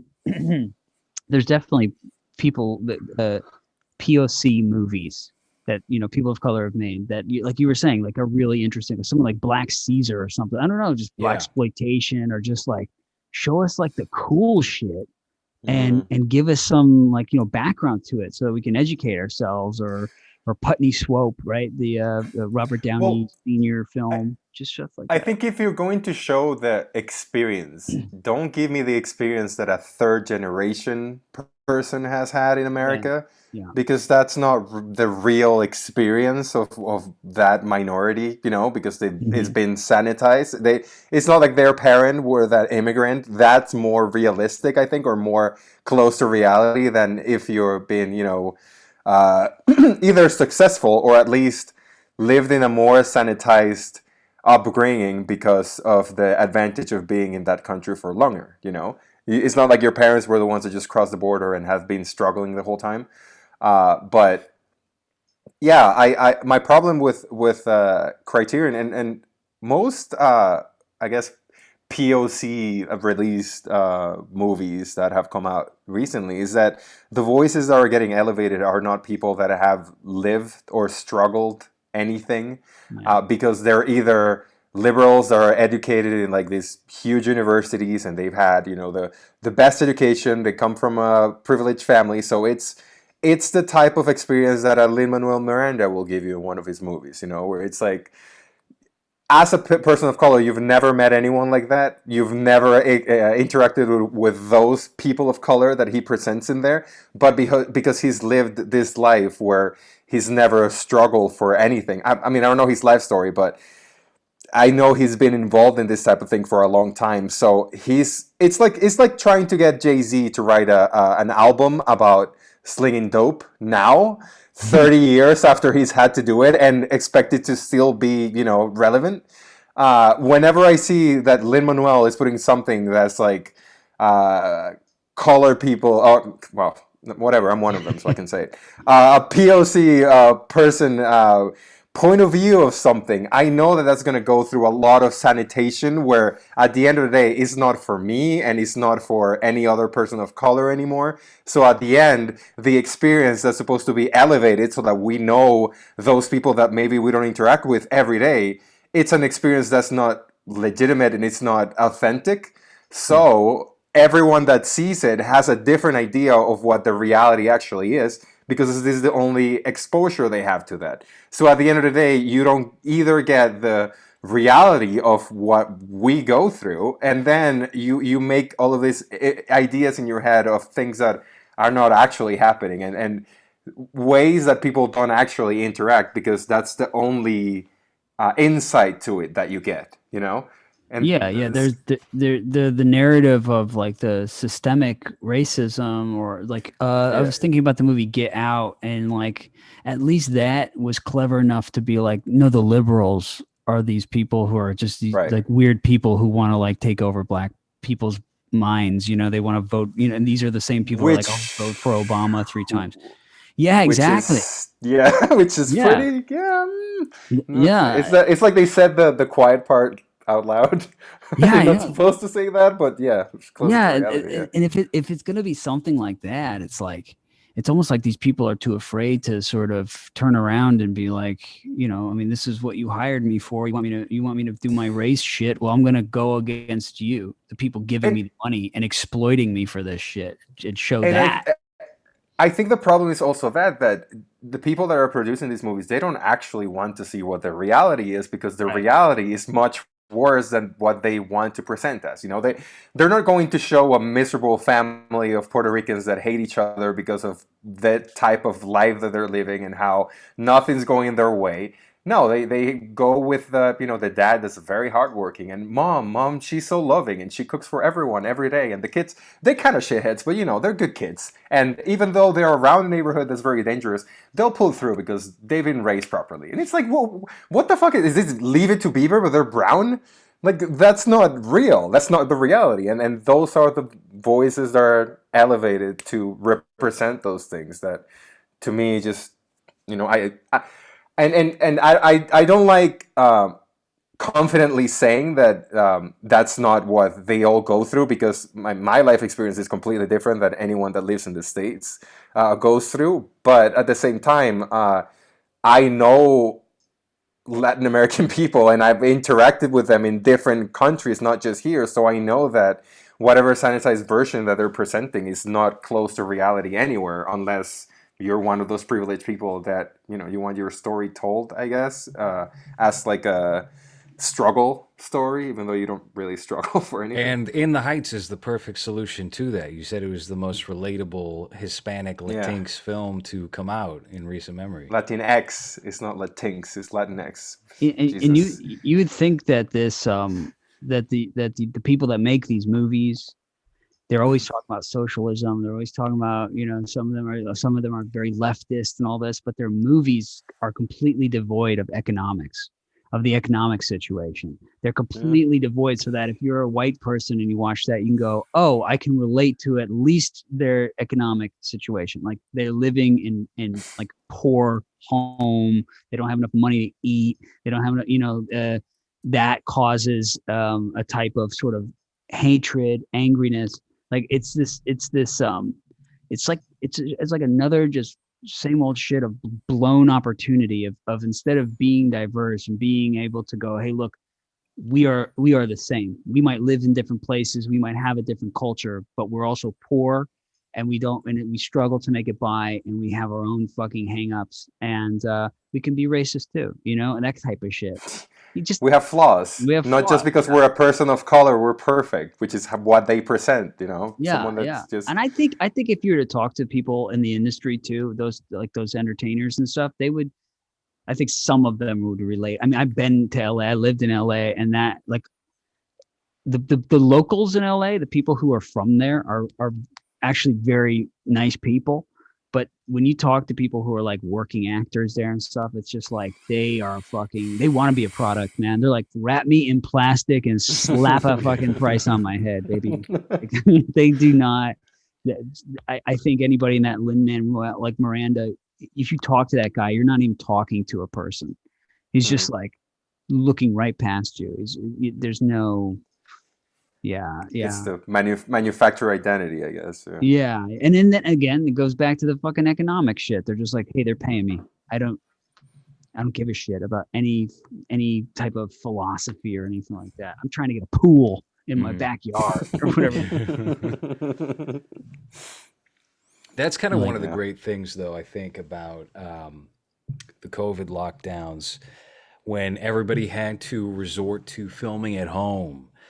You quickly saw just how lame everybody was without 1,000 staff members tailored to them to, dress them up and make them look as good as possible, as quick and as witty as possible. The editing wasn't as slick.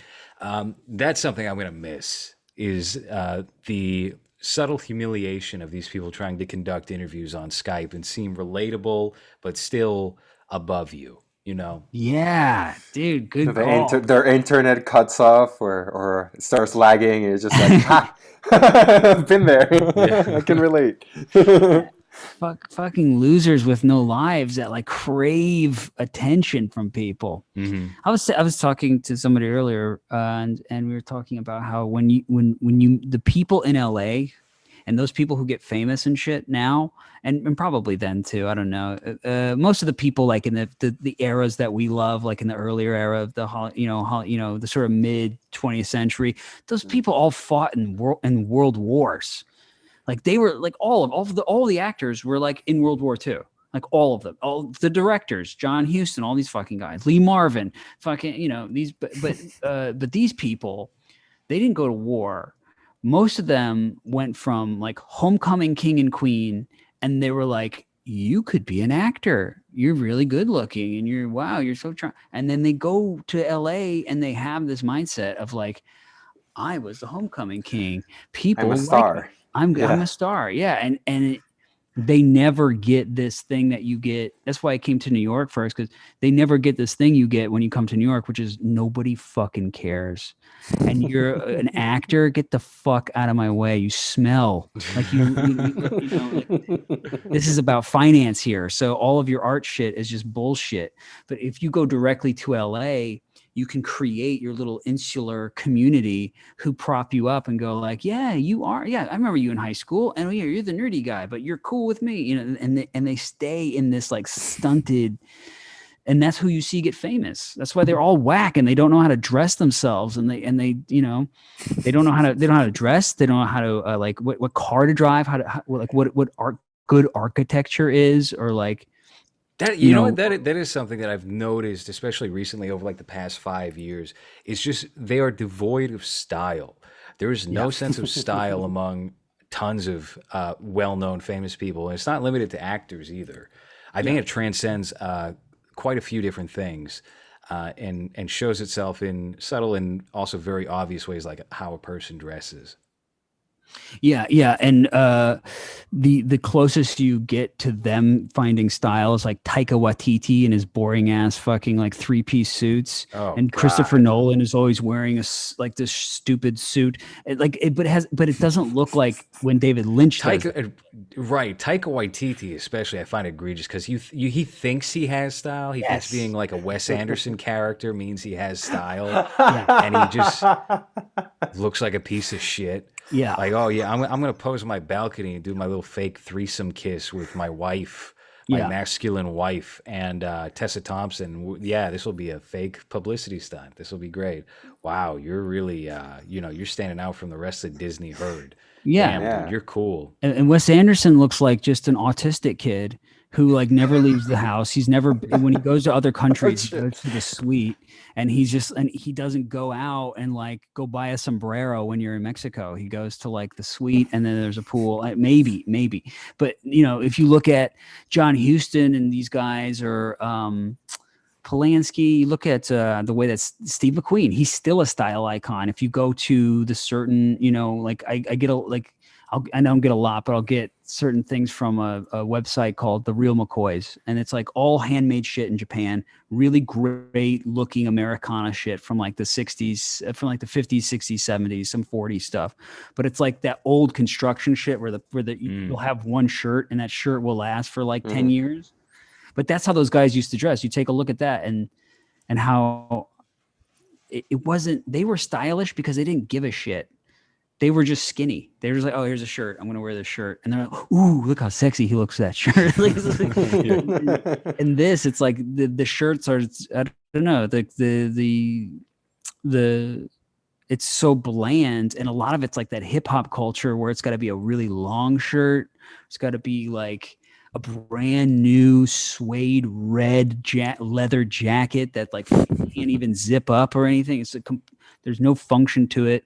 I mean, the way they wear their hair, they don't ever, it's always just this one product to the next product. They're just on their way to just selling. It's fucking gross. It was like Express for Men took over the fashion of the culture for a while. And, maybe with like a touch of Nordstrom. And then I think came full circle with somewhere like Primark, where Primark had like pretty decent, very cheap clothing that you could wear maybe once, and That's then it what I would would shrink. when I lived in England. You wear those shirts, you wash them maybe 3 times, and then it's just like and they're then either you gotta give it to transparent. the youngest in the family, and it's their They're shirt either now. transparent or they rip. Like they're really shitty, but you look Right. good a couple of times. Yeah. Yes, But you it's can like, look good for a week with Primark, Yeah. and that's about it. yeah, Yeah, and yeah. this shit like permeates to like for everything we were talking about with sexuality and everything. It's like, where did these fucking brainworms start? Where everything just got like really, they got no flavor. They don't know how to act. They don't know how to fucking direct. They don't know how to move the camera like it's a character. Like they've lost, like everything is lost all fucking flavor in it. Like, and you go from music. There's this guy who wrote a comic book about like the Strokes and how they were like this. It's not the whole comic book. It's about culture and everything, but how like the Strokes came out and they were like, yeah, they're pretty good, but what are they? And then you see the same guy post something on Twitter, I forget his name, but he see like the Strokes the other night were like playing a show and AOC was there on stage with them. Oh, It's like, yes, oh yeah, that's what the Strokes are. They're fucking full of shit. They're fucking nothing. They're nothing. And but they dressed, when they came out, they created a whole fad of like the going to get the vintage shit, the tight vintage stuff, not washing your hair and being greasy. But it's, I don't know. Like, I mean, no one really sort of does that stuff now, except to sort of make a statement or whatever, like tattoos and stuff. But that's, it's whatever the new fad is, it's always directed towards it's just blatant like product. It's never like this idea of being natural, which those guys like Steve McQueen, Paul Newman, those guys would have, and women too. I can't think of any because maybe Faye Dunaway or something like. or what's her name? The weirdo Diane Keaton. I She was had, like, yeah, I was just the thinking of Diane Keaton in the 70s had her own like the nerdy great kind of natural yeah, look. yeah, but classy too. You know, the high collars and shit. It's like now it's all about I don't know. It's all bullshit. It's all MTV rap shit. I don't know. I don't get it. I sound like an old man. Yeah, rap music sucks. The death of music. I was thinking about this just the other night because I feel like when we're having these conversations about like, well, why is film not the same as it was in 1975?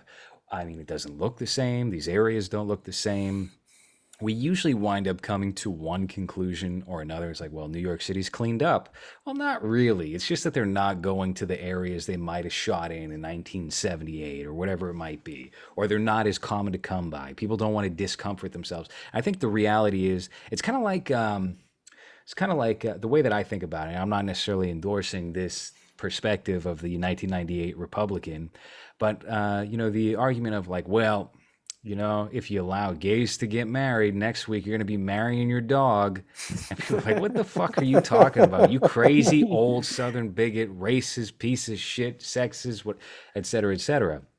Now, once you do get that out of the way, the normal person concedes, all right, yeah, I mean, gay people aren't bothering anybody. Who gives a shit? It's not my business. I don't care about that. And go ahead, get married.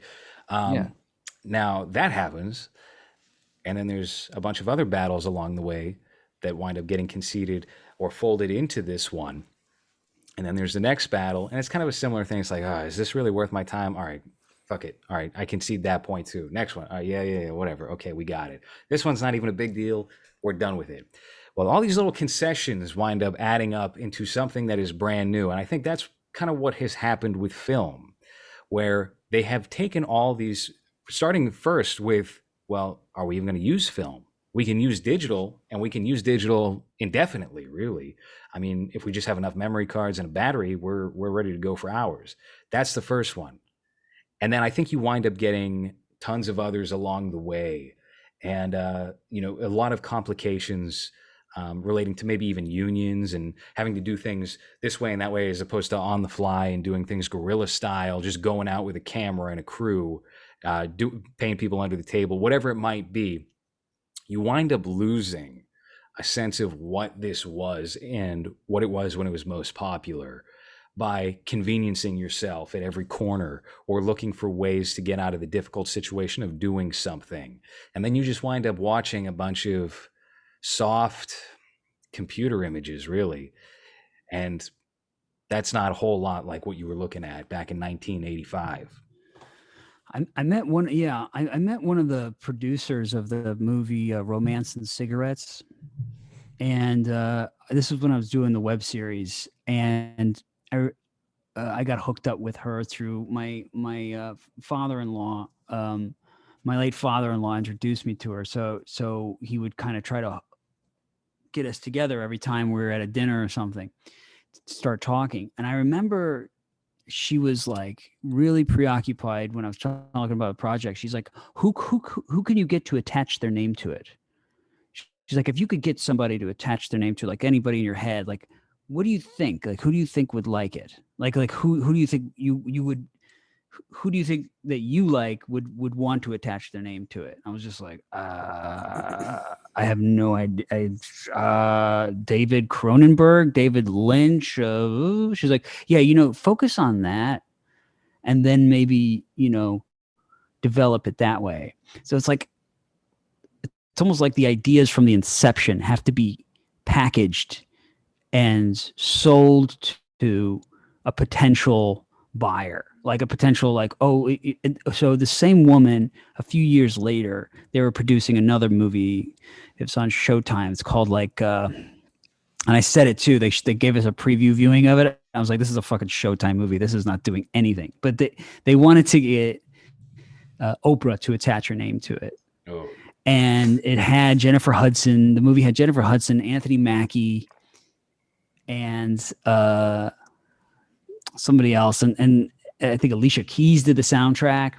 And she wouldn't attach her name to it because The Help was coming out that year. So she wanted to only give her name to this thing because this thing was already going to be prepackaged to go to the awards. So she couldn't like go, oh, I'm also going to put my name on this. It's like, no, only one. So it's like this, it's not just like one gate that's being kept. It's just like a circle of gates that are being kept. And that guy, Craig Zoller, at least is like able to, you drag it across concrete, right? Is that his name? Craig Zoller? Yeah, S. Craig Zoller. It's funny you bring Craig him up. Zoller. I just bought because on his website you can buy his scripts, some that have Oh. been produced, some that haven't been produced, and I kind of just wanted.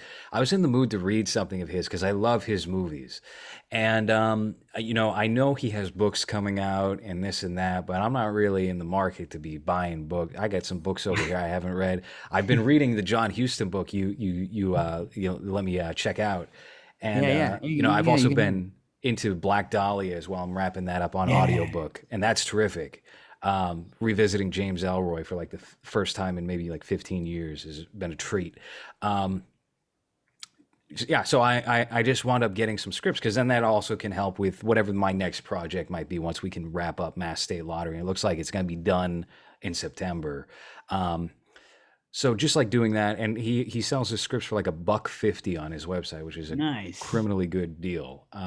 Terrific writer. One of the few authentic American filmmakers and voices, I think, artistically, that is working right now and working with a reasonable budget, even though all those films are very low budget by studio standards.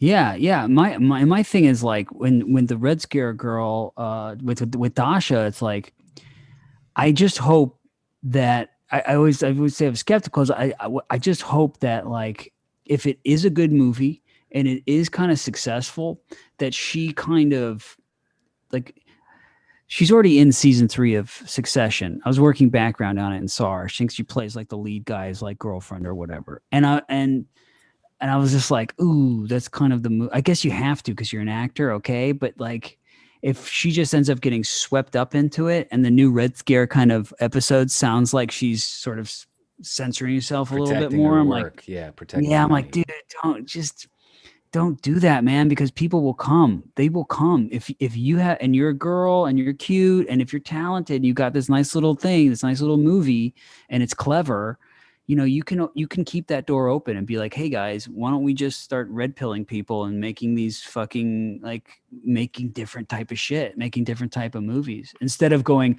okay, that movie was a hit, but I'm never going to direct a movie again because why? I'm now in Succession all the time and I'm going to just be in a Marvel movie or whatever that, what I'm saying, whatever that like sort of escalation is or like climbing that ladder is. It's like that girl that did that feeling when what is it, TFW, no GF or whatever.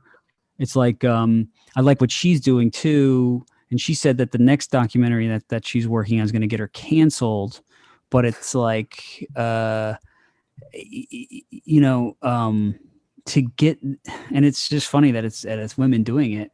I just hope that they if they do it and they get through it, you prop the fucking door open and create your own little network here, like an own little side thing, so that you can build your own products that way and product that way in that sense of like this, where you can compare it to it. You know what I'm saying? Like you can compare it to this documentary or you can compare it to the Scary on 61st or whatever the fuck and be like, it's in that realm and it's a new realm and it's made for, it's not made for these huge budgets. It's not your normal story, but it's going to fuck with your head a little bit and kind of take you. That's scary though. I don't think everyone has the type of personality where if you have the cushiony job being offered to you in one hand and then you are able to create this niche thing for yourself, I don't think that everyone has the personality to say, you know what, fuck it, like fuck this, like it's not what I actually want to do, because it's so much easier and the success is so much easier to get if you're working on something like that than if you're trying to create your own thing. So I think the biggest problem is that I don't know if everyone has the personality to say, well, all I wanted to do is just get rich with this. And well, Yeah. I mean, what we've seen so from like, if you take a look at any of the canceled celebrities, I mean, who has actually stuck by what they've said when the money is threatened? And look, their fate is already determined.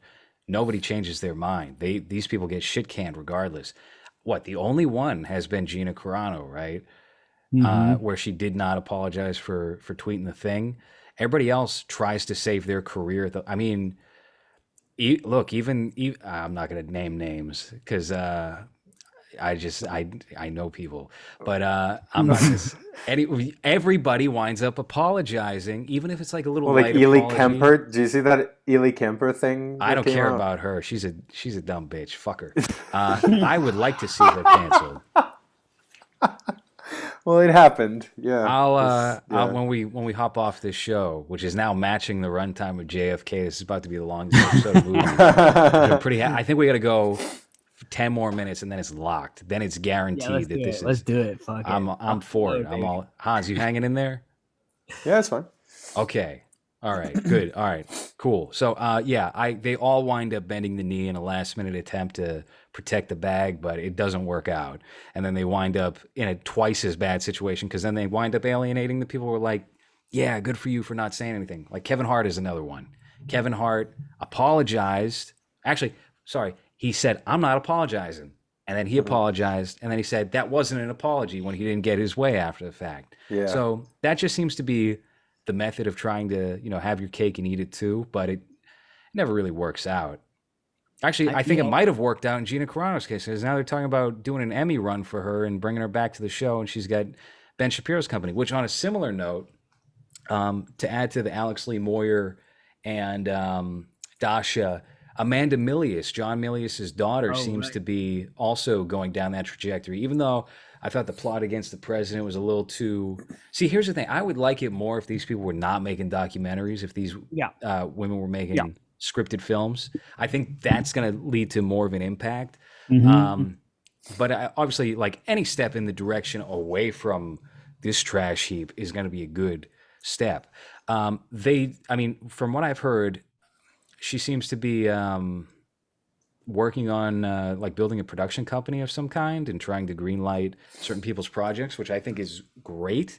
We'll see what happens. But what I fear is kind of the thing that happened to Cinestate, right? Which I'll say, since we're about to be 3 hours in, which is that they're going in a more, we're embracing the politics direction as opposed to just saying, we're not going to do this.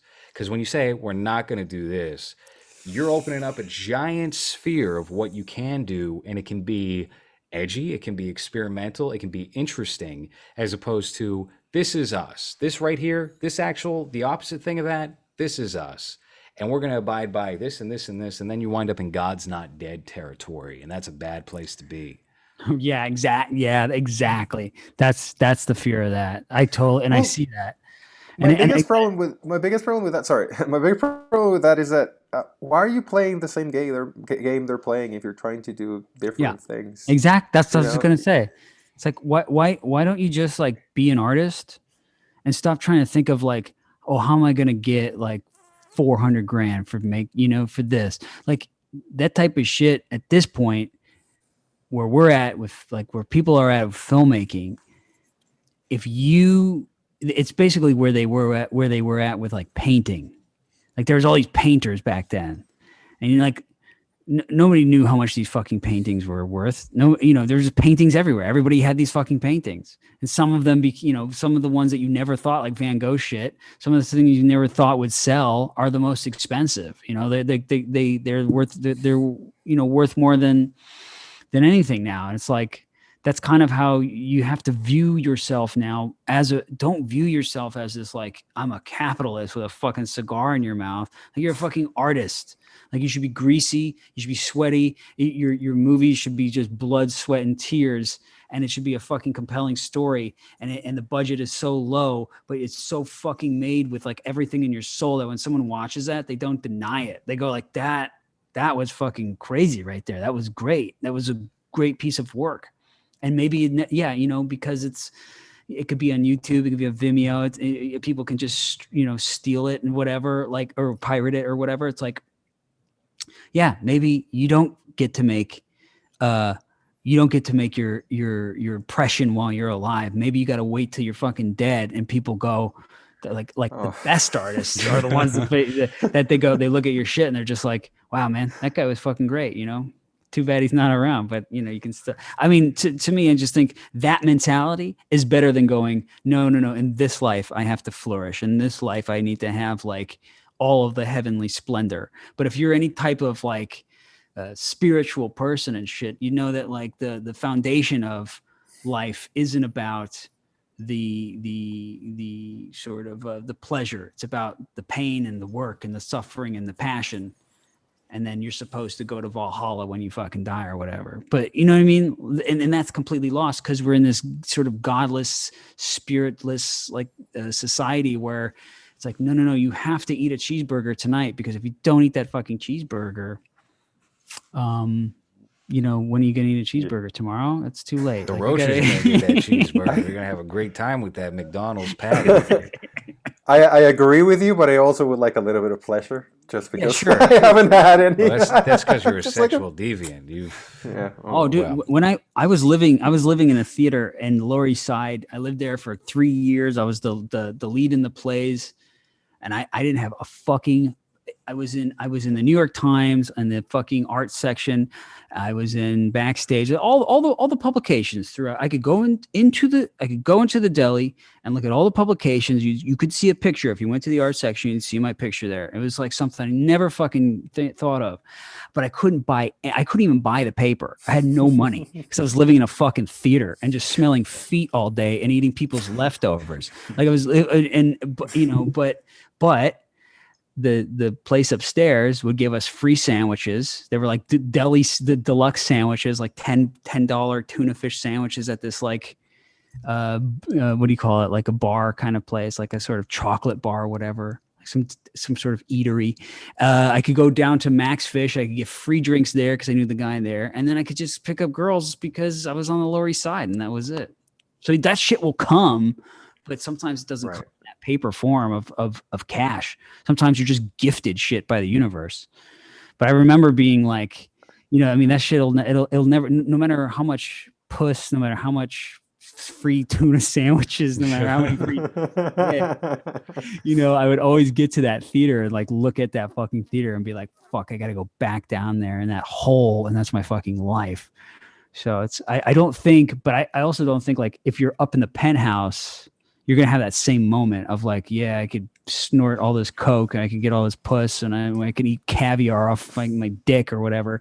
But you're still gonna be like, I gotta go back up into that fucking suite and just I don't know. Yeah. Maybe not. I know. Maybe. I think you're absolutely onto something with that. I mean, obviously, it's a little different if you gotta, approach a woman and be like, come back to my theater with me. I'm like the Phantom of the Opera, and you have tuna fish on your breath, But Let's go smell some feet and tuna fish in my breath. But I think absolutely like that funnels into whatever you're doing regardless, and you wind up facing the same difficulties seemingly no matter what. They just channel into different aspects of your life. Yeah.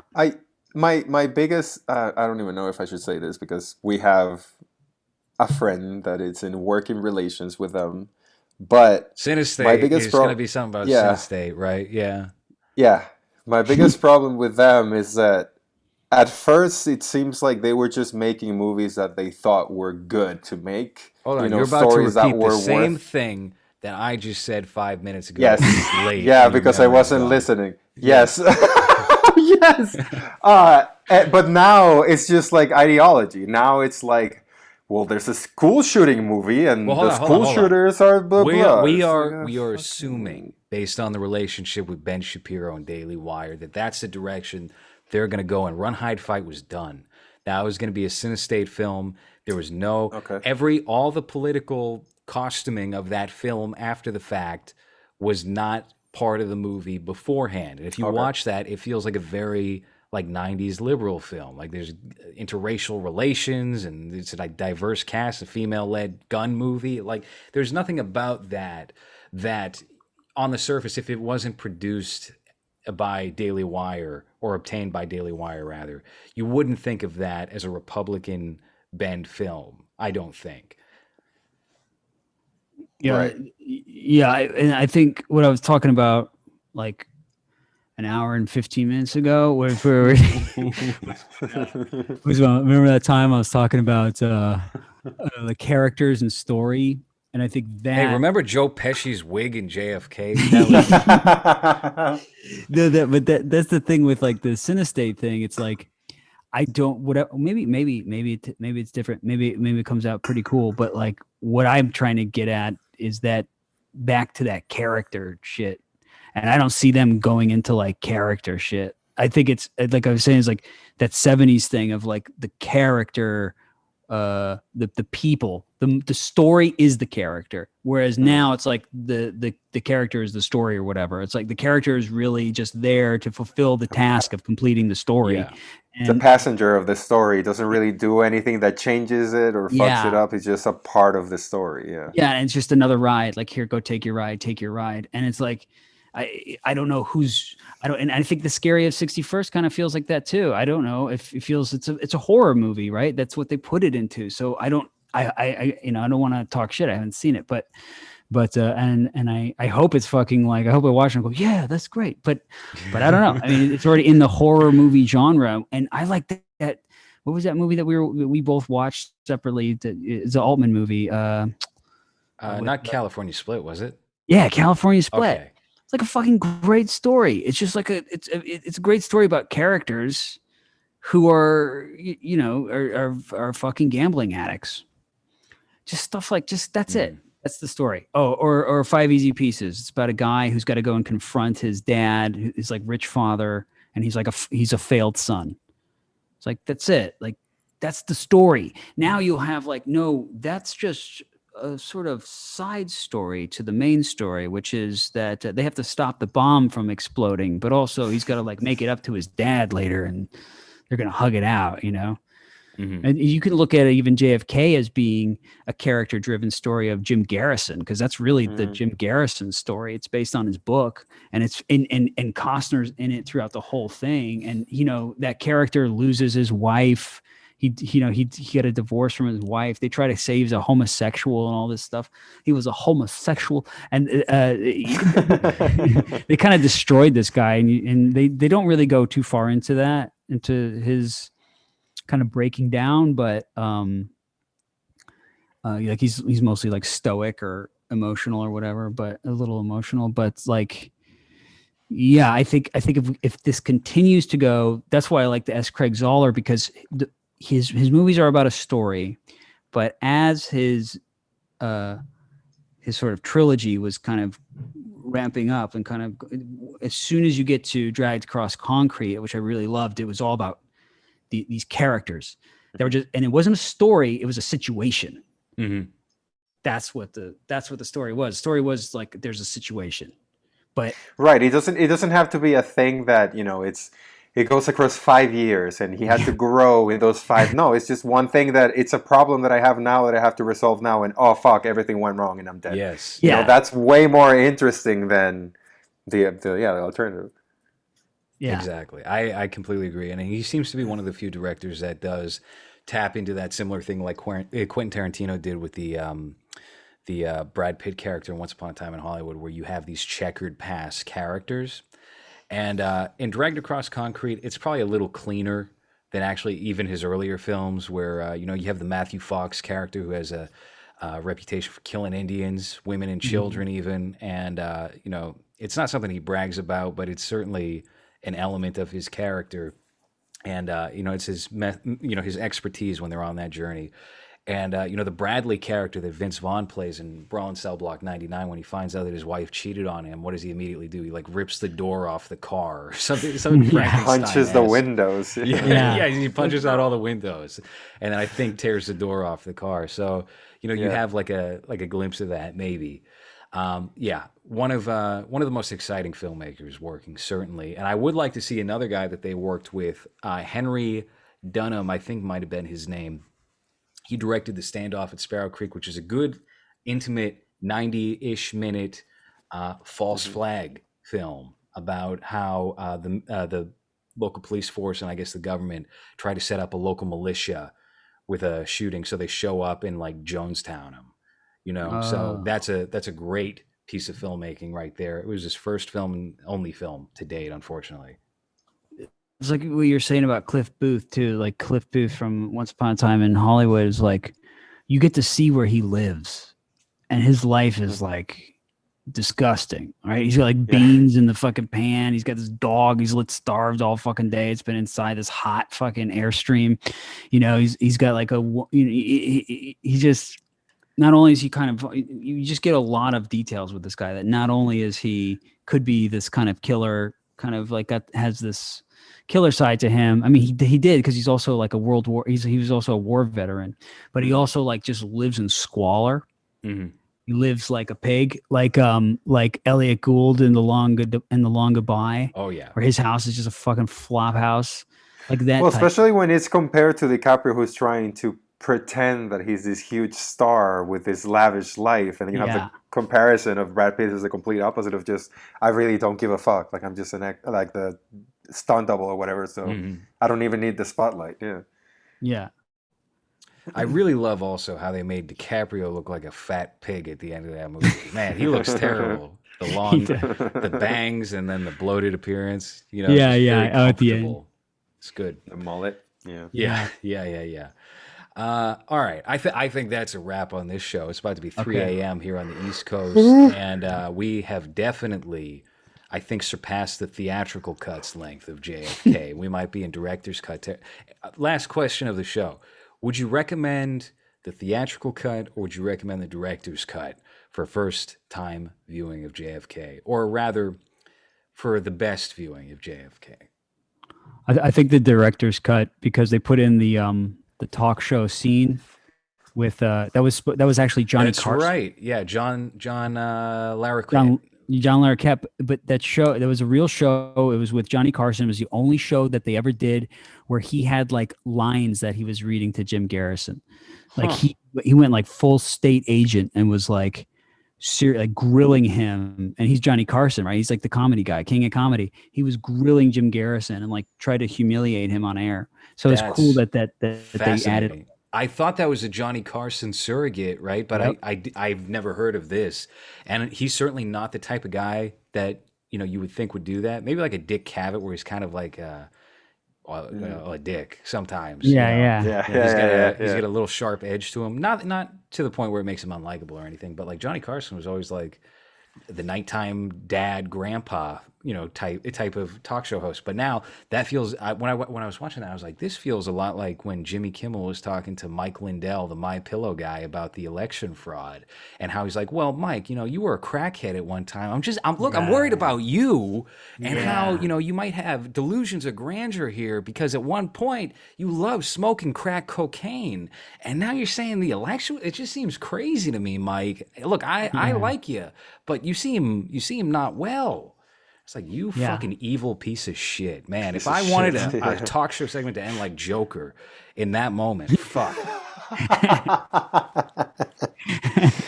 Yeah, definitely watch the director's cut. It's worth, if you're, because like we were saying, man, when we were talking on Twitter, it was like, it's just another fucking 10-15 minutes extra. Yeah, I think there's maybe 20 minutes added to it.